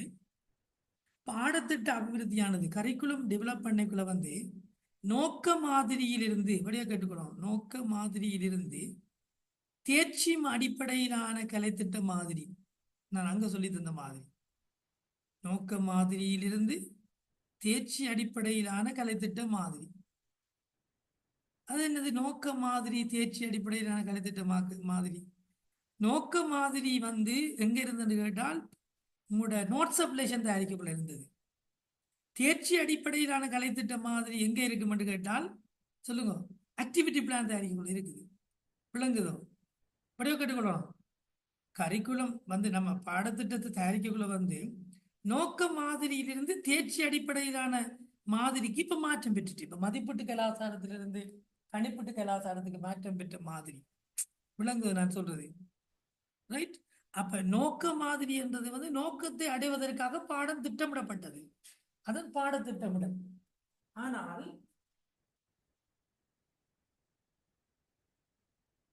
அதுதான் நாங்கள் சொல்றது நோட்ஸ் அப்ளிகேஷன் என்று சொல்றோம். ஆனா இப்ப வந்து அப்படி இல்லை. நாங்க சொல்றது ஆக்டிவிட்டி பிளான் என்று சொல்றோம். ஆக்டிவிட்டி பிளான் என்றால் என்ன? செயற்பாட்டு திட்டம். செயற்பாட்டு திட்டம் என்றது என்னது? தேர்ச்சியை மாணவர்கள் அடைந்து கொள்வதற்காக என்னது? ஆக்டிவிட்டி லெசன் பிளான் நாங்கள் தயாரிக்கிறது. ஆக்டிவிட்டி பிளானை தயாரிக்கிறது. நீங்க யாராவது இப்போ பாருங்க, இப்ப நான் சொல்ல வரேன் இதுதான். அப்ப நீங்க இப்ப நீங்க கேட்ட கேள்வியில இதுவும் கூட ஒரு வகை வந்து என்னண்டு, ஆசிரியருக்கு சரியான முறையில கற்பித்தலுக்கான திட்டமிடலுக்கு நம்ம வழிப்படுத்த வரும். அதாவது அவர் வந்து நோக்கங்களை அடைவதற்காக பாடத்தை திட்டமிடுகின்ற பாணியிலிருந்து விலகி தேர்ச்சிகளை அடைவதற்காக பாடத்தை திட்டமிடுவதற்கு அவருக்கு நாங்கள் வழிப்படுத்த வேணும். கற்பித்தல் அணுகுமுறை இப்படி மாறிட்டு ஆசிரியர் மையமான கல்வி முறைமையிலிருந்து மாணவர் மையமான கல்வி முறையை நோக்கியதாக அது நகரும். எப்போ நோக்க மாதிரி என்றால் குறிப்பிட்ட பாட நோக்கங்கள் அடைந்தால் அது ஆசிரியர் மையமான கல்வி முறை கற்பித்தல் முறை அங்க நடக்கும். ஆனா தேர்ச்சி அடிப்படையிலான கற்பித்தல் முறை நடக்கக்குள்ள வந்து அது மாணவர் மையமான கற்றல் முறையாக மாறுகிறது. ஆகவே நீங்கள் ஆசிரியர் மையமான கல்வி முறைமையிலிருந்து விலகி மாணவர் மையமான கல்வி முறைமையை நோக்கி ஆசிரியர்களை வழிப்படுத்த வேணும். விளங்குதா அவங்களோட ரோல்? கற்பித்தலானது பாடக்குறிப்புகள் முறையிலிருந்து செயற்பாட்டு திட்டங்களை உருவாக்கவும், மாணவர்களை சோதனை முறையிலிருந்து அதாவது மதிப்பீட்டு கலாச்சாரத்திலிருந்து கணிப்பீட்டு கலாச்சாரத்திற்கு மாற்றி அமைப்பதிலும் 2007ஆம் ஆண்டு வந்த கல்வி மறுசீரமைப்பு பங்களிப்பு செய்து. விளங்குதோ? இது வினா. விளங்குதோ? இதை கொஞ்சம் நீங்க தெளிவான விளக்கத்தோட போகணும். இதுல கிளியரா போகணும். நீங்க விளங்க நான் சொல்றது. முதல் எப்படி இருந்தது? நோட்ஸ் அப்ளிகேஷன் எழுதுறது அப்படித்தானே. நோட்ஸ் அப்ளிகேஷன்ல என்னது? நாங்க அடைகிறது நோக்கங்கள் அடைஞ்சு கொள்றது. இப்ப என்னது? 1 minute.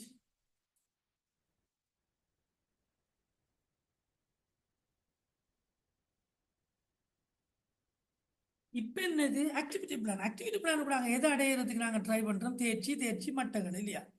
ஆகவே அந்த நோக்கம் பாடத்திட்டத்தை தயாரிக்கக்குள்ள வந்து ஆசிரியர் மையமான கற்பித்தல் அணுகுமுறையில் இருந்தது. ஆனா இப்ப ஆக்டிவிட்டி பிளானை மாற்றுறதுக்கு பிள்ளைகள் செயல்படுறாங்க. பிள்ளை மைய கற்பித்தல் முறையாக மாற்றம் அடைந்தது. விளங்கிட்டோம்? ஆகவே நீங்க இந்த அதாவது சோதனை முறை மதிப்பீட்டு முறையெல்லாம் மாறி இப்போ எனது கணிப்பீட்டு முறைமைக்கு மாற்றம் அடைந்தது. அப்ப அங்க நோக்கம் மாறுது, நோக்கம் தேர்ச்சியா மாறுது இல்லையா? அப்போ பாடத்திட்டம் வந்து செயற்பாடு திட்டமா மாறுது இல்லையா? ஆசிரியர் மையம் மாணவர் மையமா மாறுது இல்லையா? மதிப்பீட்டு முறை கணிப்பீட்டு முறையாக மாறுது இல்லையா? இவ்வளவு மாற்றங்களும் உங்களுக்கு தெரிஞ்சிருக்க வேண்டும். சரிதானே? நம்ம இன்றைக்கு இதோட முடிப்போமா? ஏழுகாலோட ஹலோ முடிச்சுட்டு நாங்க அடுத்த கிளாஸ் நாளை தொடங்குவோமா? என்ன விருப்பம் இல்லை உங்களுக்கு? என்னண்டா எனக்கு என்ன தேடி விசிட்டர்ஸ் ரோட்ல அலைஞ்சு இருக்கிற இடம் தெரியாம நான் அவங்கள ரிசீவ் பண்ண வேணும். நாளைக்கு நான் உங்களுக்கு கூட நேரம் எடுக்கிறேன்யா. சரியா? நாளைக்கு கொஞ்சம் கூட எடுங்க சார். நான் இதே மாதிரி உங்களுக்கு முக்கியமான பாயிண்ட்ஸ் மட்டும் தரேன் தம்பி. நீங்க கேட்டுக்கொண்டு போதுமா? இன்றைக்கு எப்படி பிரயோசனமா இருந்தது உங்களுக்கு? கொஞ்சமாவது கடைசி நேரத்துல நல்ல பிரயோஜனம் சார். மிக்க நன்றி சார். ஓகே, கடைசி நேரத்துல உங்களுக்கு இதுல போட்டாதான் உங்களுக்கு மண்டையில ஏறும். நீங்க அதை மட்டும் ஞாபகம் வச்சுட்டு போங்க. பயப்பட தேவையில்லை. சரியா? அப்ப நாளைக்கு நம்ம கூட பாப்போமா? சரியா? Very sorry. Thank you very much, sir. Okay. Okay sir, okay thank you sir. Thank you very much, sir. Good night, sir. Okay bye, good night. இங்கே ஜீவன் இதுல வந்து புதுசா ஜாயின் பண்ணாக்களை எல்லாம் குரூப்ல சேர்த்து கொள்ளுங்க. நான் வேணும்னா உங்களை அட்மின் ஆக்கி விடுறேன் ஜீவன். அல்லது நீங்க அந்த குரூப்ல யார்ட்டையாவது கொடுத்து நம்பர் ஆட் பண்ணுங்க. ஜீவன் சாரை நான் அட்மின் ஆக்கி விடுறேன். கோகுலன் சாரையும் நீங்க ஆட் பண்ணுங்க தேவையான ஆட்களை. பிரச்சனை இல்லையா? Okay sir. ஓடுற ஆத்துல அள்ளி குடிச்சிட்டு போகலாம். யாராவது தாகம் உள்ளவர்கள் தண்ணி அள்ளி குடிக்கலாம். Okay, thank you so much. Okay okay okay okay.